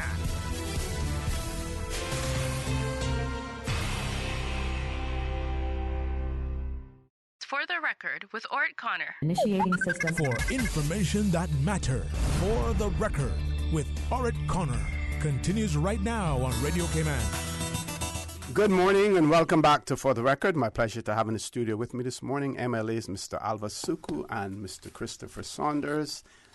The caller didn't hold on, we will continue with the conversation. But his question was, what would the referendum question be in relation to the cruise berthing facility? Well, I can't speak for the government, but because the government would be the one. Yeah. The government would be the one, but it would be along in the spirit of, do you support the cruise berthing facility or not? Mm-hmm. But to address some of his concerns, he's talking about other issues that we should be focused on. But this, to at least almost 5,000 people now, registered voters, is a big enough concern. We've had quite a number, several thousand people sign this petition, so it is big enough an issue. If we'd only gotten 200-300 signatures, then I would say leave it alone. But we've had, we've almost hit the threshold to trigger a referendum. That is significant, and there are pros and cons on both sides of this argument. Mm-hmm. However, are we prepared to accept the risks that have been identified in the government's own reports and the information they have relied on to push this project forward? Those reports have identified risks, severe risks, and are we willing to accept those and move forward without given the people a say in this? Clearly, we're at a point where I'm not comfortable moving forward and building the piers with those risks in mind. And a lot of people agree with me, who've signed that petition. And there are many more who haven't signed yet who want to sign it. So, we have to look at, this is a democracy, we have to look at the will of the people, what the people want. If they don't want to spend their money, because it's not ours, it's theirs, on these piers, then we have to find an alternative solution. But I think enough people have come forward now and voiced their concerns, and we need to listen. Mm-hmm. Also, I can say this much. Sure. And I know the last call has already been, many times I've heard people who have represented a group have answered that question for him. But here's what is the part of democracy that people need to understand. Close to 4,800 people have lent their signatures to that document. I think anyone would agree that that is a substantial amount of people who have said, you know what, I want to have a say on this issue. It takes a certain amount of temerity and audacity for one person to say, even though almost 4,800 people have taken the time out to sign it, to say, you know what, you guys should be doing something else. The last time I checked in a democracy, 4,800 people is more than one. Okay? The second issue that the caller raised was politics, that this is politics. And yes, it is politics. And here's a definition of politics so people can understand. It says the activities associated with the governance of a country or other area, especially debate or conflict among individuals or parties having or open to achieve power. The activities associated with the governance of a country. This is the point that we're making. The people have a right to keep the elected government in check. And you're telling me now that a group of people have decided to go out and convince almost 4,800 of their other voters that, you know what, guys, this is something too important to leave to the elected group alone. And you're going to call in and basically say, wait a minute, you guys should be focused on something else. What is more important than keeping your politicians in check? Because you know what? Today could be Cruz Burton facilities. Tomorrow is going to be the Constitution. Next week it could be something else. That is what democracy is about. And the days of people sitting down and just trusting people to do the right thing, it has never worked. People need to be reined in. Lincoln said it best. Any man can withstand adversity. But if you want to test the character of a man, give him power. The power must always remain with the people. Democracy is not something that's, even though it's fairly new, it is something that has evolved. You know why? Because people did not want a tyrant of a king or a queen ruling them. People did not want the aristocracy ruling them. They wanted to have their say. The Westminster system, the House of Commons, is based off of the fact that Parliament was meant to represent the common people. Commoners, the rich, educated elites at the House of Lords. That is why the very entrance fee to run is so low, because it's there to represent every single person. We are now trying to change up all of this because we must sit down and trust some benefits. Oh, listen, those are dictatorship. Them days over. Okay. That caller, I believe, has rejoined us, so let's go back to the phone lines. Caller, good morning. Welcome back to For the Record. Good morning to you, Mr. Wilson. Yes, sir. You know, Mr. Saunders, I respect you a lot. And I respect you and your right to put your opinion out there. You don't have ownership of history. No one does. Other people know a little bit about our history. Also know a little bit about our history. Also. I don't talk about history. I don't go that far back. No, but you're speaking some things there. Remember, the United States is a republic. I lived there for 12 years and worked there over 12 years. So it's a republic. It's a completely different system of government. And it's that people stop and realize that when we keep comparing ourselves with them. A governor here, the only similarity with a governor of a state there is the spelling of the word. It's a completely different position. There's an elected person over there in the United States. They're elected. They're as if they're a president of each state, because it's a conglomeration of 50 states made up and under one president for the United States. And the governor is president more or less for his state. And you have an attorney general for that state. The attorney general, listen again, is an elected one. These things are different. It's different. So there's where you have your pure democracy. You all swear allegiance to Her Majesty. And there's a reason for the crown to keep going on and for the monarchy to keep going on. It's the only glue that holds the British people really together. That is the glue. It's the glue, whether you agree with it or don't agree with it. It's not for me to decide what's right or wrong. We swear allegiance to them. That's what we do. And our passport simply says this passport is a property of the crown at all times. That's what it says. It remains the crown.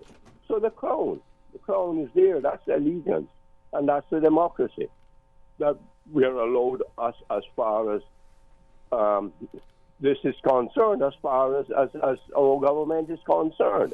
It's a different set of issues. But to say that you have to have a referendum, if you're having a referendum for this and then a referendum for that, it's a serious thing to run a country by referendum. That's why you have a general referendum, elect 19 people who should then have appointed councillors in each district of the 19 districts to give them advice as to how the people feel. But those councillors would have had regular meetings with their people, and therefore they could relate to the elected representatives elected by the people in a referendum, if you want to call it that, because it's pretty similar. The only thing, the referendums are usually on one single issue or two or three issues. which compounds it and makes it more confusing to people who are just getting used to the idea of a referendum. And there you have it. They would then advise you, well, this is how most of the people feel, which is what you're just saying, a majority. You're tossing aside a majority. This is how most of the people feel. But other than that, the only way they can know is to go to the people themselves and walk around on top. I heard one MLA say that he went to the people. He went to the people, but he went with the people for referendum along with him. I didn't hear him say that he went with people who support the peer along with him to discuss it with the people. So there you have a biased effect right away. That's what I was talking about a while ago, with this biased way of presenting themselves, deriding, ridiculing, criticizing anybody who doesn't think that we should oppose it. That's not democracy there as far as I'm concerned. That's not democracy. And I don't know why. Anyway, I won't go into that because right away, for my calling first, I'm putting my little job on the line and I need it. But this to me is not sensible. I'll say it and I'll stand by that. I don't see why we need to have a referendum this time. If the referendum is going to, you can't tell me even what the referendum should say. And these people have never said what it should say, what they want. But that's for the government to determine. The government has to determine the referendum question. Mr. O.C., I understand what you're saying. I'm not a complete idiot. No one is saying that you are. But you just said that it doesn't say what a referendum question should say. They would like it to say, if I'm putting forward a petition to have a referendum, common sense would say that I should say what I want that referendum to say. Oh, you're going to the people. We agree on that. We pass that. We agree on that. But this is my point. They can never tell me that. I have asked that people say, Mr. McKilwich and Thurston, will you sign this petition? I say, what am I signing it for? What is it for? And they say, well, it's to get the answer to questions. That is it. I say, get the answer to what question? They get more questions answered. We have 19 members elected there. They're supposed to ask the questions of each other, whatever, who is the government and who is the backbenchers, ask the question or the opposition, and there you should get it answered. Then they can come out to the people and go around to each of them and have meetings and say, what would you people like, since you have no council members elected or appointed, which that's part of the Constitution too. You just mentioned the Constitution. And, here's my... Go ahead. Sensible at this time. Gentlemen, I'll shut up and listen to you. Thank you very much, caller, for that. We're going to take a commercial break. We have one more caller, and we want to give our panelists here an opportunity to respond as well. Folks, please stay tuned. For the record, we'll be back shortly.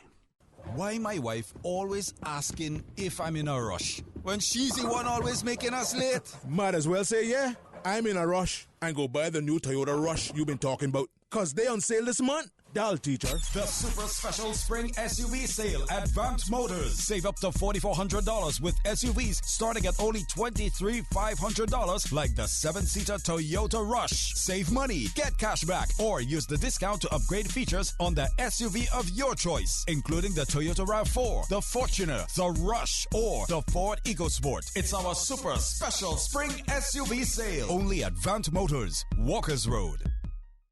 At Seaboard Marine, customers often ask us questions about their shipments. Hi, I'm thinking of buying a car from the States. Which port do you ship out of? Hi, we ship out of Miami, Houston, and Brooklyn. Just let us know your port of choice and we can provide you with a quotation and answer any questions you may have on ensuring and protecting your vehicle during its journey. Shipping shore to shore, Seaboard.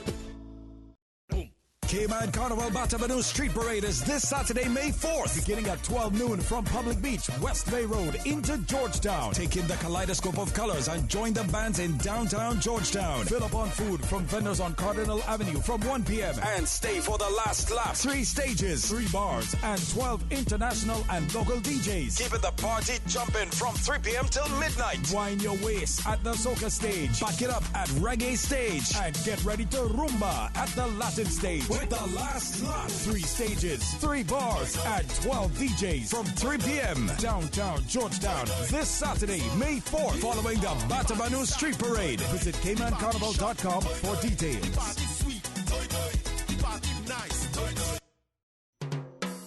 Support our port, support our tourism. Did you know the procurement process for the cruise berth facility has gone above and beyond to make sure that we get this project right? Government commissioned some of the most respected companies in the world to carry out research on scientific studies, and their expertise and findings are being used to make the best decisions possible.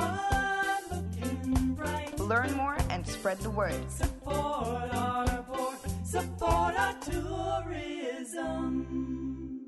For the record, with Orrett Connor. Initiating system. For information that matter. For the record, with Orrett Connor. Continues right now on Radio Cayman. Good morning and welcome back to For the Record. In the studio, we have MLA Mr. Christopher Saunders and MLA Mr. Alva Suku. We have a caller as well. Want to give you an opportunity to take the caller first, rather than responding. Okay, here's a response. Okay. Simply put, the same thinking that got us into this mess cannot be the same thinking that's going to get us out of this mess. And that's the only thing that I'll have to say with regards to the last caller's comment. You can take the next caller now. Okay. Caller, good morning. Welcome to For the Record. Good morning, Mr. O.C. Saunders to go. Morning. I won't be very long, but what I was going to say was backed up by that last advertisement by government, that they've consulted some of the top firms to survey the port and everything.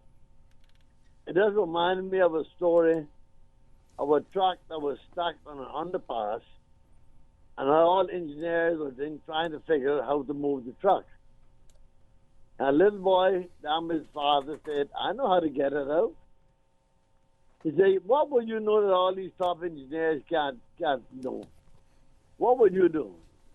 He said, I would let some air out of the tires. Simple solution. Mm-hmm. And all the consultants, I think they have been ignoring the chief ones, who are master mariners. I agree. Yeah. And another question I wanted, I keep asking this, and I cannot seem to get an answer. Why not Red Bay? There are many reasons why that is a lot better a spot. So if any gentleman can tell me on why they have not even considering Red Bay, it's less impact on the traffic. They create a nice public beach there 3-4 times as long as public beach, and many other good factors. Right? So I'll leave that to your gentleman for now. Thank you very much, caller. Thank you. Thank you. Thank you very much. And I just really want to thank that caller for calling in and stating what he did. And the reason being is that one of the main things that if everyone is going to be brutally honest, I have to ask themselves the question, have the public been given enough information to make an informed decision on this massive capital spend? OC, I am a pragmatist. I will sit down and I will try at all times to keep an open mind. I can say publicly what I've said to members on the government side. If there's a case to be made for the cruise berthing facility, I'm not saying that there is not a case to be made. All I'm saying is that case has not been made as yet. I have yet to see information to convince me that going to this massive spend with the risk of 7 Mile Beach, our cash cow, being impacted and everything else, I have not been given enough information. I have not been given enough assurances that those issues will not be impacted. As a matter of fact, I am still yet to have a clear understanding of how it is even going to be paid for. I've heard the cruise line facility is going to pay for it. We also, at this point, OC, have the knowledge. They always say hindsight is 20/20. Well, we have the perfect example right next door to us of what happened in Falmouth in Jamaica. Falmouth is a living example of why we need to move very cautiously with the cruise berthing facility after what has happened in Falmouth. When you go and you speak to the people there and see the impact, and most people right now have a negative view based on what I've seen and I've read in terms of what the government did where Falmouth is concerned and all the benefits that should have had. People truly also need to fully understand the impact of what is happening in the cruise industry. Look at what happened in Antigua the other day with the cruise thing there. Now, Antigua is one of them, I think, about 6-7 ports. They brag about having 365 beaches, one for every day of the year. Where I think Carnival or one of the major cruise lines now have decided, you know what, we're pulling out. If you're going to sit down and enter into a 20, 30, 50-year arrangement, you don't know what 5, 6, 7 years on the line will look like. Mm-hmm. You know what I mean? And this is why it is important, and this is what I say to people. Go and look, go to the plan Cayman.ky. Look at the National Development Plan. It's a little over 100 pages, very informative. But as you read into the plan, you're going to realize, you know what? There is other stuff that needs to be done. We also need to look at the traffic problem in terms of the situation. And look at this week alone. You saw it on the front page of the Compass. 1,400 PRs in 1 year. You know, we already, the last time I checked, we had around 5,500 permanent residents. When you start factoring dependencies, family members, and then you add 1,400 per year, and you start looking at the thing. And that 14 doesn't include the dependents as well, do we know? I don't know. Okay. But either way, I mean, you're talking people that within the next 5 to 10 years will become Caymanians, will be impacting the thing. And I look at my constituent right now. I have the second largest constituency in terms of number of voters. Only Bontown East is a little bit more than me. I think they're the only one that's like 1,600 or something. I'm a little over 1,500. I have to take into consideration right now. This is kind of give people a mindset. We have Savannah Primary, we got Bontown Primary. Those schools are pretty much close to capacity, as is. You have 5,500, well, now the number is going to be like over 7,000 based if I was to add, because prior to this 1,400 being added, the number was over 5,500. So now you're talking about 7,000 people who previously, most of them, if they even had kids, the kids had to go to the private school. They couldn't go to government schools. So now all of a sudden I have to say to yourself, wait a minute, in the next 4 or 5 years, their kids are now entitled to free public education. What is the impact now on our schooling system in terms of Plan Ed?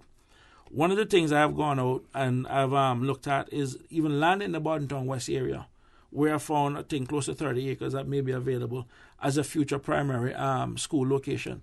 Because I have to consider now, in the next number of years, the amount of people, what they'll be entitled to, with the government has to provide to them now, and all of that kind of stuff. How do we plan for the future?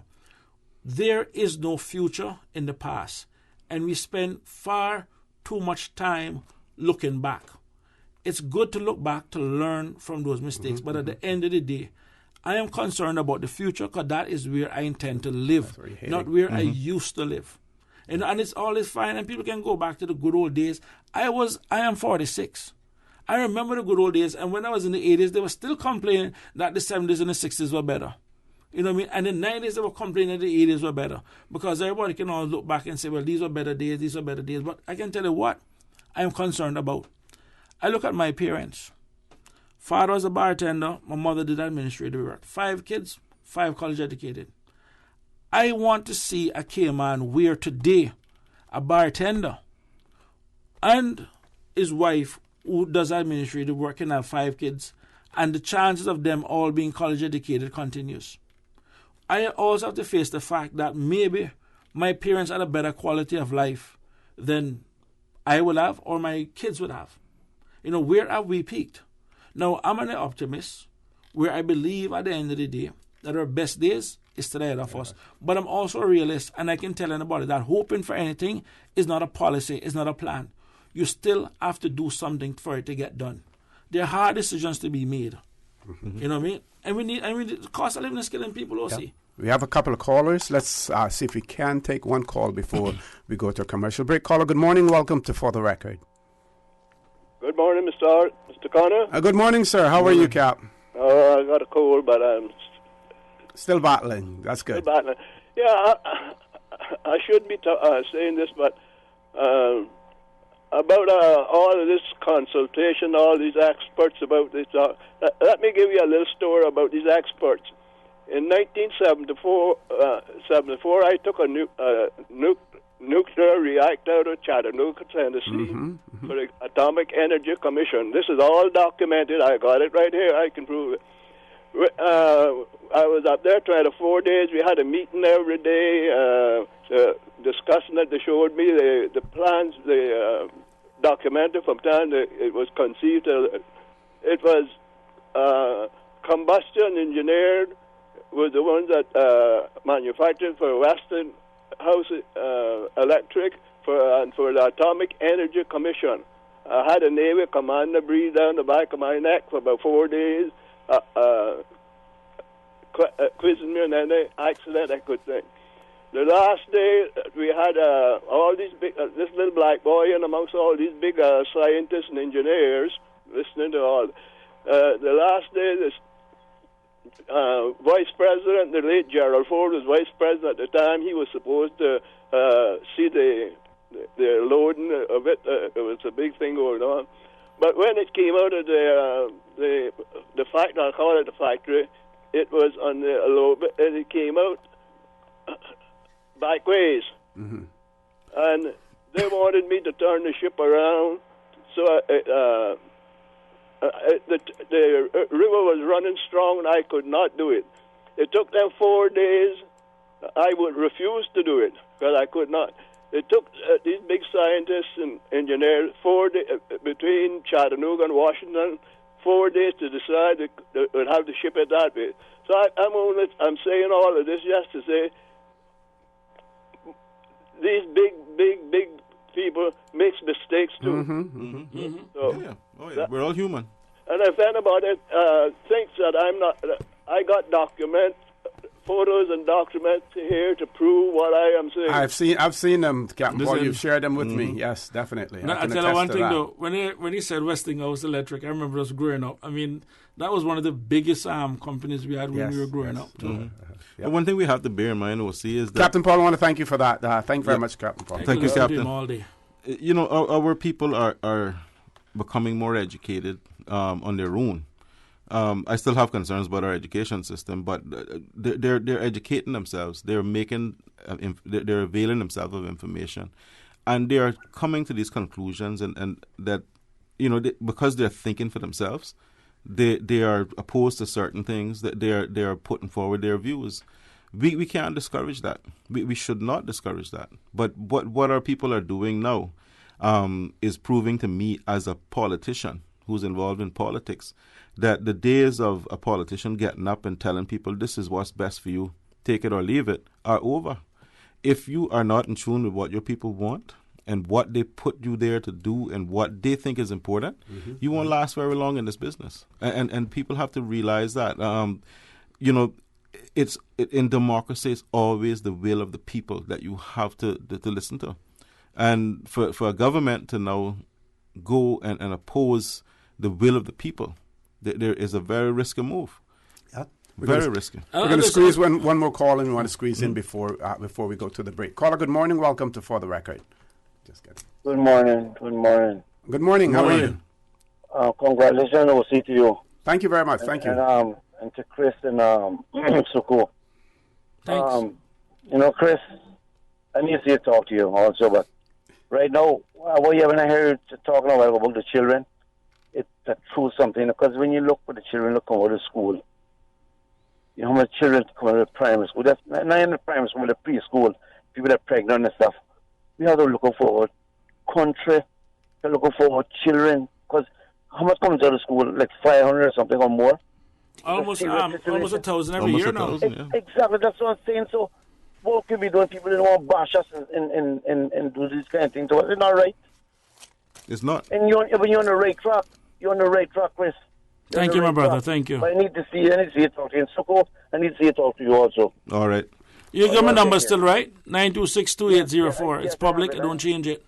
I have it. All right. Thank you very much, caller. We're going to take a commercial break. When we return, the conversation will continue with MLA's Mr. Christopher Saunders and Mr. Alva Suku. So please stay tuned. At Seaboard Marine, customers often ask us questions about their shipments. I have various items coming from different suppliers that I need to ship to Cayman. Do you offer consolidation? Yes, Seaboard Marine offers consolidation for full and less than container loads. We can hold your packages at our Miami warehouse until everything arrives and ship it all in one go. And we have the best rates to Grand Cayman. Visit seaboardmarine.com for more information. Shipping shore to shore, Seaboard. Since 1993, Rotary Central has worked diligently each year to provide quality bus shelters to our community. A traveling convenience to our school children, the elderly, young people going to work, guest workers, and visitors using the public bus. We, Rotary Central, help you, our advertisers, make it happen. Your marketing dollar travels a far way. Positioning your message, your product, your services, your presence in over 83 bus shelters. Every dollar you spend, every advert you place helps to build another bus shelter, providing modest comfort for Cayman travelers. Reserve space now on the only billboard medium in the Cayman Islands. Email rotaryshelters@gmail.com. rotaryshelters@gmail.com. The Bus Shelters, a partner in community convenience. Another inspiration program by Rotary Central Cayman Islands. Business owners, managers, and marketers interested in learning how digital and social media marketing can help grow your business? Join Yellow Media Group Monday, May 27th at Yellow Digicon and unleash your company's digital potential. Learn from international digital marketing and social media experts, including speakers from Google and Matchcraft, plus a Fortune 500 digital marketing strategist. Complimentary registration for Yellow Media Group customers. Register now at digiconcayman.com or findyellow.com. Presented by Yellow Media Group in partnership with Google. How would you like to drive off in a brand new 2019 all-white Mercedes-Benz CLA 250? On Saturday, June 1st at Mango Tree, you could be that lucky person. The Lions Club of Grand Cayman presents its annual charity fundraising event, Benzarama 2019. That's right, one lucky winner will be announced at the Mango Tree on Saturday, June 1st, and that lucky winner could be you. If you don't have a ticket, you don't have a chance. Tickets are $25 each, or 5 tickets for only $100. Proceeds from the funds raised go towards various Lions community projects. Tickets can be purchased online at eventpro.ky, or stop by one of our ticket outlets, including Radio Cayman Studios, Funky Tangs, South Coast Bar, Reflections Food for Less, and West Bay Road SO, or can be purchased from any of our active Lions community members. Benzarama 2019. We are all winners once you support the Lions and our community. For the record, with Orrett Connor. Initiating system. For information that matters. For the record, with Orrett Connor. Continues right now on Radio Cayman. Good morning and welcome back to For the Record. We have 3 callers on hold, so we're going to accommodate those callers, and we're just asking each caller to be mindful that there's someone waiting behind them as well. First caller, good morning. Welcome to For the Record. Hello, good morning. Good morning. How are you? I'm pretty good. Morning, Chris, if you're still there. Morning. I just got one question to touch on, and that was the cost of living. Obviously, we know that that's the one thing that affects everybody's lives, right? And I keep asking myself this question. Obviously, I can't answer myself because I'm not in the driver's seat to create policies or legislation. But I'll tell you this: I would just like to know, why is it that we see many leaps and bounds being made to accommodate so many other things in areas within our society, but no one has made any valid effort to address the cost of living, and I'll just go a step further. And the cost of living, one of the primary components for the driving cost of living is energy and fuel consumption. But yet, we have seen no efforts, or very little efforts, being made in order to regulate the things that we have to consume by compulsory, which is energy and food.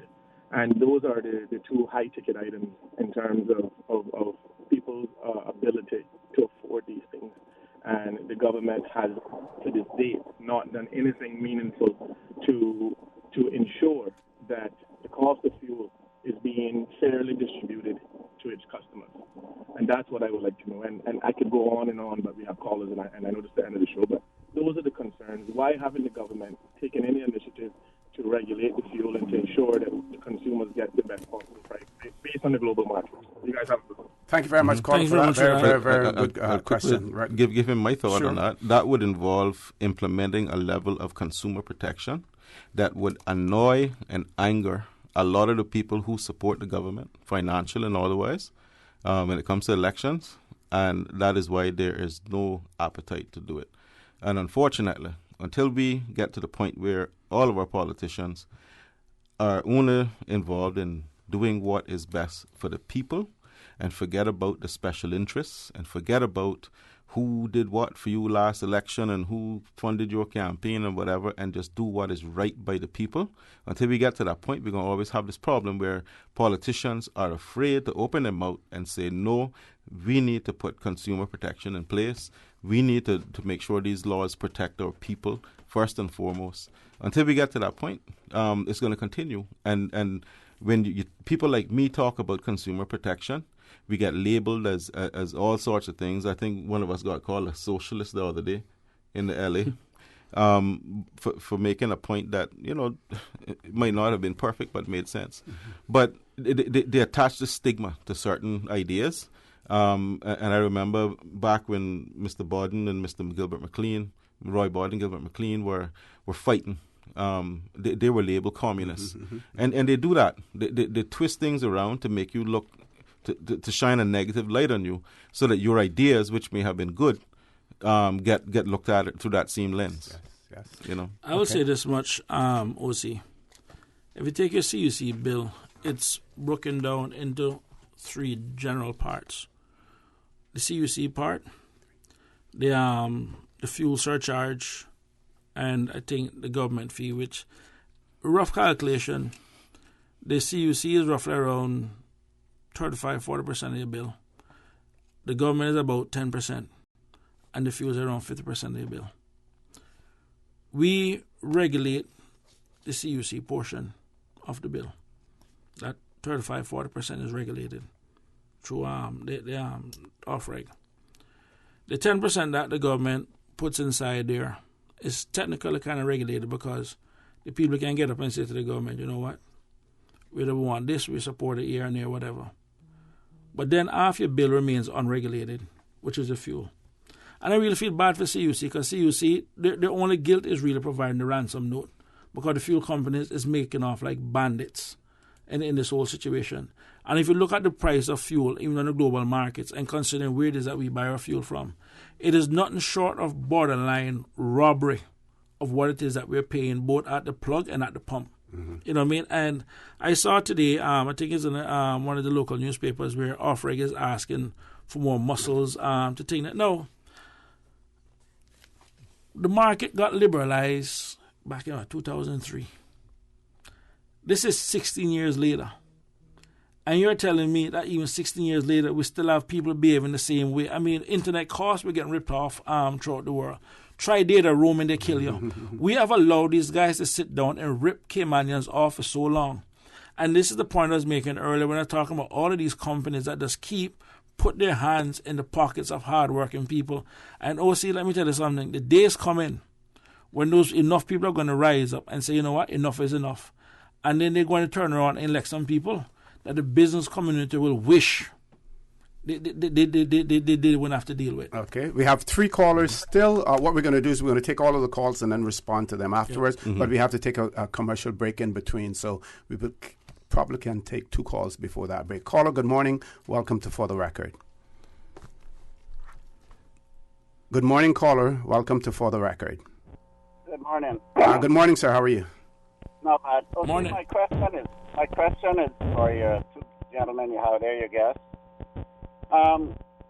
Maybe it's an awkward question, and maybe they, know how the answers for it right now. But if they don't, it would be nice. But if they don't have it, maybe they could, try to do some research and try to find out a little bit more about it, because I would really like to know. My question this morning is, I know in a lot of cases, when you do government projects that you put up your signs on the property, they have to be moved in a certain time, and that's the election, year also. You can put up your signs and it has to be removed. Now, there's an old Cayman Airways building at the airport. Are you all familiar with that? Should be. Yeah. Yep. I grew up right around there. Yep. Well, there was some tearing down, destruction of that building, tore down about a year ago, and the company that did it, their sign is there, and they've been there ever since. My question is there any time frame on how long you can leave your sign on a government project? I mean, it kind of gives me the impression that if your sign is there, if something is to happen to that particular property in the future, it's like, hey, I did this part of it, I'm in line to do the rest of it. And plus, I mean, it's a wide open advert for their business. Yeah. Is there a floating slab there that's there now? It's just the mall where they tore the building down and raised it up. Raised it up. Okay. 2 or 3 feet, something like that. But that is my question. I'd like to know because, I mean, to me personally, I don't think it's fair for them to leave their signs up and get all this publicity and getting jobs all over the place. And we as Caymanians, I mean, what do we get? Good point, caller. We'll prime real estate too. Yeah. Yes. Next caller. Good morning. Welcome to For the Record. Good morning, caller. Welcome to For the Record. Yes, good morning again. Good morning again, Doc. Yeah. Well, what I really thought was important was because Mr. Suku and Mr. Saunders were appearing on radio together after the resignation of the former leader of the opposition. So, to me, what I'm hearing articulated is the position of the new opposition. And I wanted to be clear about what the direction of that new opposition would be. Now, we have issues that deal with the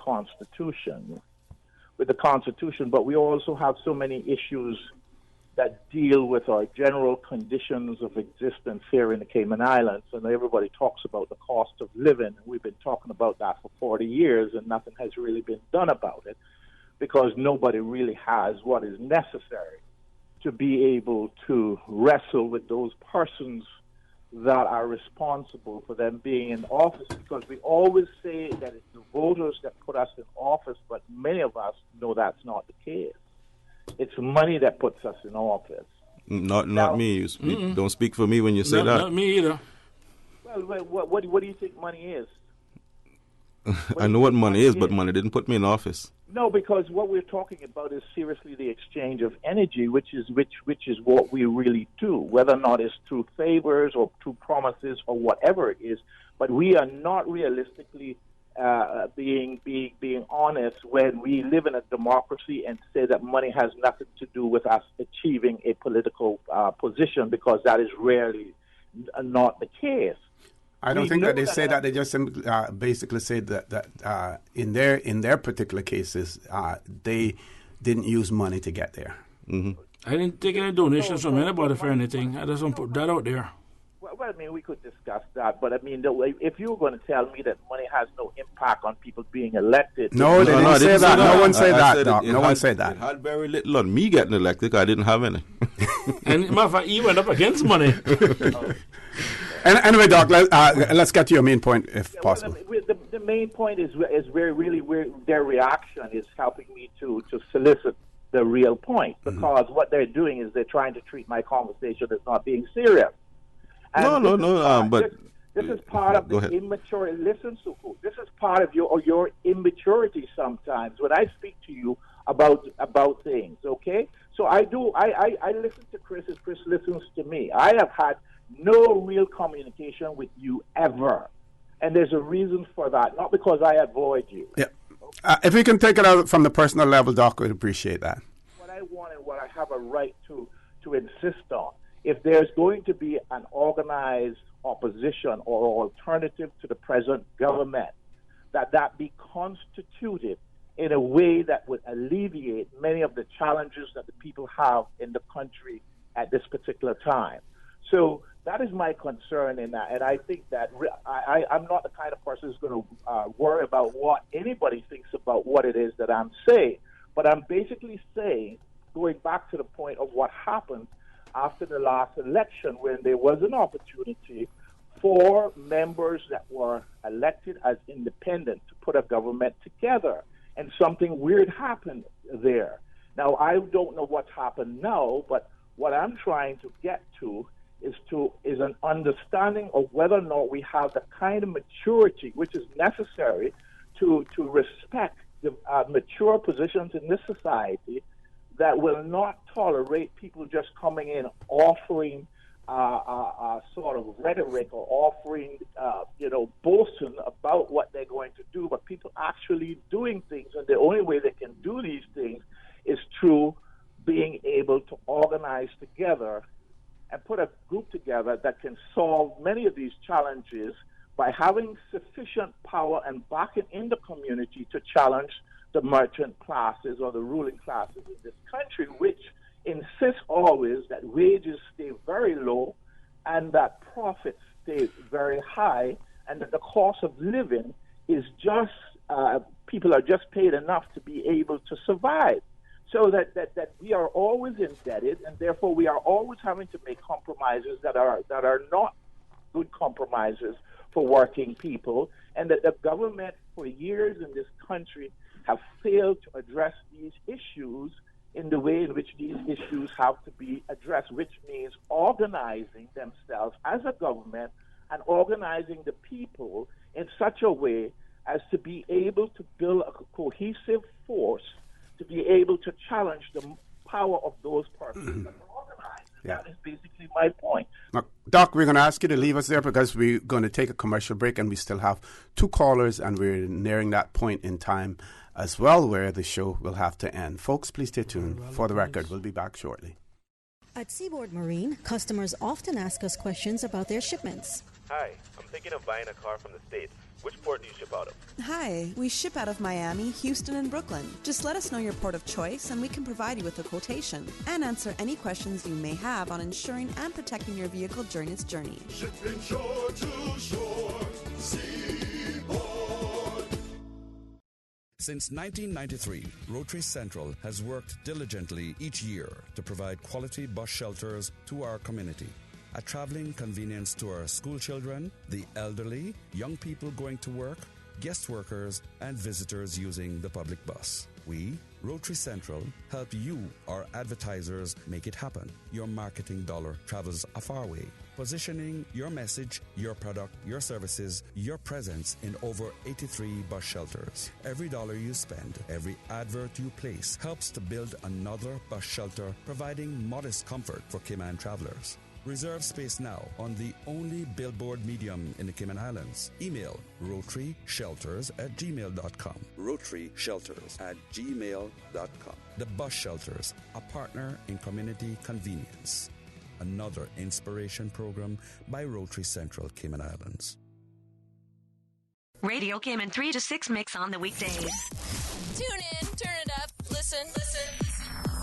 Sponsored by the Cayman Islands Football Association, CIFA, building a better future for Cayman football. Savannah Pharmacy. Remember, they're always just around the corner with everything your family needs. And convenient opening hours, including Sundays and holidays. Savannah Pharmacy. For more information, call 946-3336. Every day. All the time. Ultimate party show in the afternoon. Radio Cayman Supertown. While the primary source of alcohol for underage drinkers is people they know, research shows that 7 to 9% of those who report alcohol use in the Cayman Islands purchase alcohol directly from retailers. Tips Off-Premise helps retailers focus on verifying the legal drinking age when selling alcohol. Since the program was introduced here in the Cayman Islands back in 2005, we have trained over 400 persons and partnered with over 10 retailers. Contact us on 949-9000 to have your staff trained today. This message is brought to you by Radio Cayman and the National Drug Council. For the Record with Orrett Connor. Initiating system. For information that matters. For the Record with Orrett Connor continues right now on Radio Cayman. Good morning and welcome back to For the Record. We have 2 callers left. Before we go to the callers, just want to say those of you who are following the local elections in the United Kingdom, that the 2 main political parties there have taken a drubbing.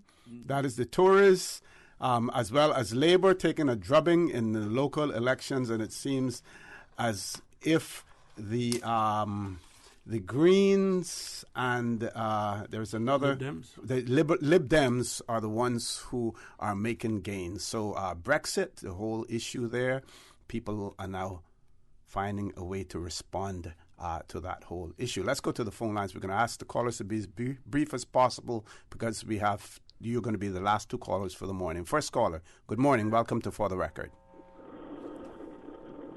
Hello? Good morning, caller. Go right ahead. Oh, just one question, see. There's, like I said earlier, I'm asking this question many times talk shows, and I cannot get an answer. We appreciate it some MLAs could give me their opinions, and especially people like Captain Paul would call in. Why not Red Bay for the dark? Okay? Okay. Thank you very much, caller. Next caller, good morning. Welcome to For the Record. Hi, good morning. I'll see you guest. Good morning. How are you? Morning. I'm very well. You know, I keep hearing about this off rig, right? I wonder. I mean, with the amount of money that they constantly that they're getting, or they're supposed to be the people out there to deal with regulating the fuel and stuff like that. That we the consumer can get better prices. Is that one of their main functions? Chris? Yeah. The short answer is yes. And what have they done? I mean, this is just another hole for government to throw money down in. I mean, if they want to throw away money, they can go 740 now. West Point, I got one hole, they can throw it in that. Because really and truly, this is all we're doing, just wasting money and nothing is happening. So I'd like somebody to really explain this off, right? So that people like myself can have a clear understanding what it's all about. I know you're stressed for time. Thanks a lot. Thank you very much, caller, for that. Very good. I just want to remind the callers that the leader of the opposition has submitted his resignation. That doesn't take effect until the 31st of May. So for those who are speaking in that context, they need to understand that there is still an official leader of the opposition until that time. We haven't had an opportunity, gentlemen, to talk about employment and labor concerns. We'll be back. No worries. Yes. And the leader of the opposition has indicated that, the month of May and June that he would not be doing any of the talk shows. So that means that the Fridays will be open for you to come on. We'll be here. Combination of whomever wants to be here as well. I have deliberately stayed quiet for a period after my resignation, OC, because I wanted to give the leader of the opposition every opportunity to clear the air and to speak for himself and so forth. And I didn't want this to accelerate into a conflict, a public conflict between he and I, or I don't like to operate that way. So I deliberately stayed quiet and off the air till things settle down. What I want to do now is focus on business. Let's get back to business and what we need to do for the people. Yes. Forget about any squabble between me and the leader of the opposition. We both have to work in the best interest of our constituents and this country, and that's what I'm committed to doing. Okay. I just want to read something very quickly, and you can comment on it if you want or not. But this person seemed to have sent this to another of our shows here on Radio Cayman, and I just wanted to at least read it for them. It says they would like to see an honest Bible-based pastor invited to the show, my show as well as Sterling's, highlighting the truth about tithing and where and what it was meant to be according to the Bible, leading to the New Testament. I hear about many Christians being lied to and literally forced to give tithes, twisting scriptures, telling people that they're robbing God by not giving 10% to the church, which is a lie. According to New Testament scriptures. If you claim to have trust in God, why are you depending on tithes to support your church? God said in the New Testament that we're no longer under law, but under grace. We must give freely and without constraint, as well as within our measure according to the New Testament. Not hard to understand if you want to understand, plainly said. Churches get positive endorsements in the Cayman Islands, but there are some churches get some negative endorsements because of the way that the so-called pastors, have been acting, and some of it obviously is imported religion to our country as well. You gentlemen don't have to comment if you don't want to on it, but I just wanted to read it because at some point in time, I think the writer has a point, but it's something that the churches need to address, as well. No, I think it may have been Leviticus or Deuteronomy, one of those books, where I think the Bible that spoke about giving 1/10 of your agricultural produce, and the whole idea behind that was, the base was to feed people. Mm-hmm. Of course, and that's where the whole 10% comes from, but I am not a scripture. Other than reading, because I do enjoy reading the Bible. Separate. I just like reading, period. So I do understand from that standpoint. But I just wanted to, because I know we're wrapping up for time now. Yeah. Well, very quickly before you go there, I just want to say someone has written in and said that they agree with you that the government did not provide enough information on the port. The government only had a big meeting when they were forced to by the referendum group. That meeting, in my opinion, backfired on the government as a result of some of the answers the cruise ship representatives gave. This is probably the reason why the government hasn't had another meeting on this subject since. So that's one writer's opinion in that regard. To you, Chris. Mm-hmm. Yeah, just one touch. Well, on the airport sign bill still being up, I will reach out to the director of planning, or the planning department, I should say, to find out what is the process. I'm not familiar in terms of what it is, and then also it being a government property to see what was it that government agreed. Mm-hmm. I want to thank Dr. Frank for calling in and raising some of the points he did. One of the things I can say, I have a lot of time for Dr. Frank. I can tell anybody that. And he has always brought a different perspective to, I guess, the overall political process and also even the social process. Mm-hmm. One of the things that he has instilled in me, and I can say this publicly, that changed one of my thought process is when you look at the overall market system. Our political system is competitive, our market system is competitive, but at the end of the day, you still can't build a society based on competition, because competition will normally say they're winners and losers. And no one wants to create a society where you have one winner and 9 losers. So society itself still has to be built on cooperation as opposed to competition. Mm-hmm. And I remember having that conversation with Dr. Frank, and it has left a lasting impression on me in that regard. But to answer his question, the answer is yes. And we did agree to do the show even before we knew that Mr. Miller was going to resign, just for the record. Mm-hmm. So it's just mere coincidence that we're here. But this was already agreed, and that Alva and I would have come on this morning. Definitely. And the other issue is in terms of red bait, that's a very valid point, and that goes back to the point that we have been making. We have not been given sufficient information in which to make a decision. Who says that the Georgetown has to be the right place? And why haven't we looked at other locations? Exactly. So, and again, these are the kind of issues that we want the government to go and address and provide the country. Well, these are the different sites, and not have us feel, especially me, feel as if though this is being driven by the demands of the merchant class of the business community, that we're already invested in the Georgetown Harbour and we need to stay there. And the last point, which the last caller touched on, is off-reg. Now, I'm going to choose my words very, very carefully in this regard.